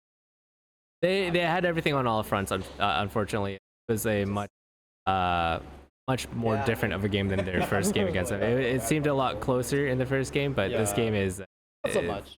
not so much. It's almost a double kill difference. Yeah. Ashe is being ulted on by Yeah, there's no way, Volibear. bro. There's no way. No way, bro. Volibear is unstoppable at this point, but Silas is also forced to be reckoned with. He can steal everyone's ult, and Oh my god. yeah, it's a wash at this point. A wash. Might be GG. Might be GG's. Maybe. Next order. Yeah. GG's. GG's everyone. I got it from here. GG's. Let's go! UFE Esports finally gets a dub. They've got third last event, second last event, and now number 1. GG's. Their charm's a charm. Had to lock in. Alright, that being said, we are going to be wrapping up the stuff here. If you have any questions about our next event, we will probably be running it the first Wednesday of September. Let me double check if I can do that. Beyond that, if you want to check out our socials to find out any more of our stuff that we do for esports, Smash Bros, or League, or otherwise, feel free to give us a look. Otherwise, we do have a very big regional event happening Saturday, August 16th. Here in Abbotsford, we have a bunch of games. Smash Bros, Street Fighter, Rivals of Aether 2, Super Smash Bros Melee, Mario Kart World as well. So, you know, yeah, we got a couple of games. Beyond that, we'll see you guys all very soon. Take care.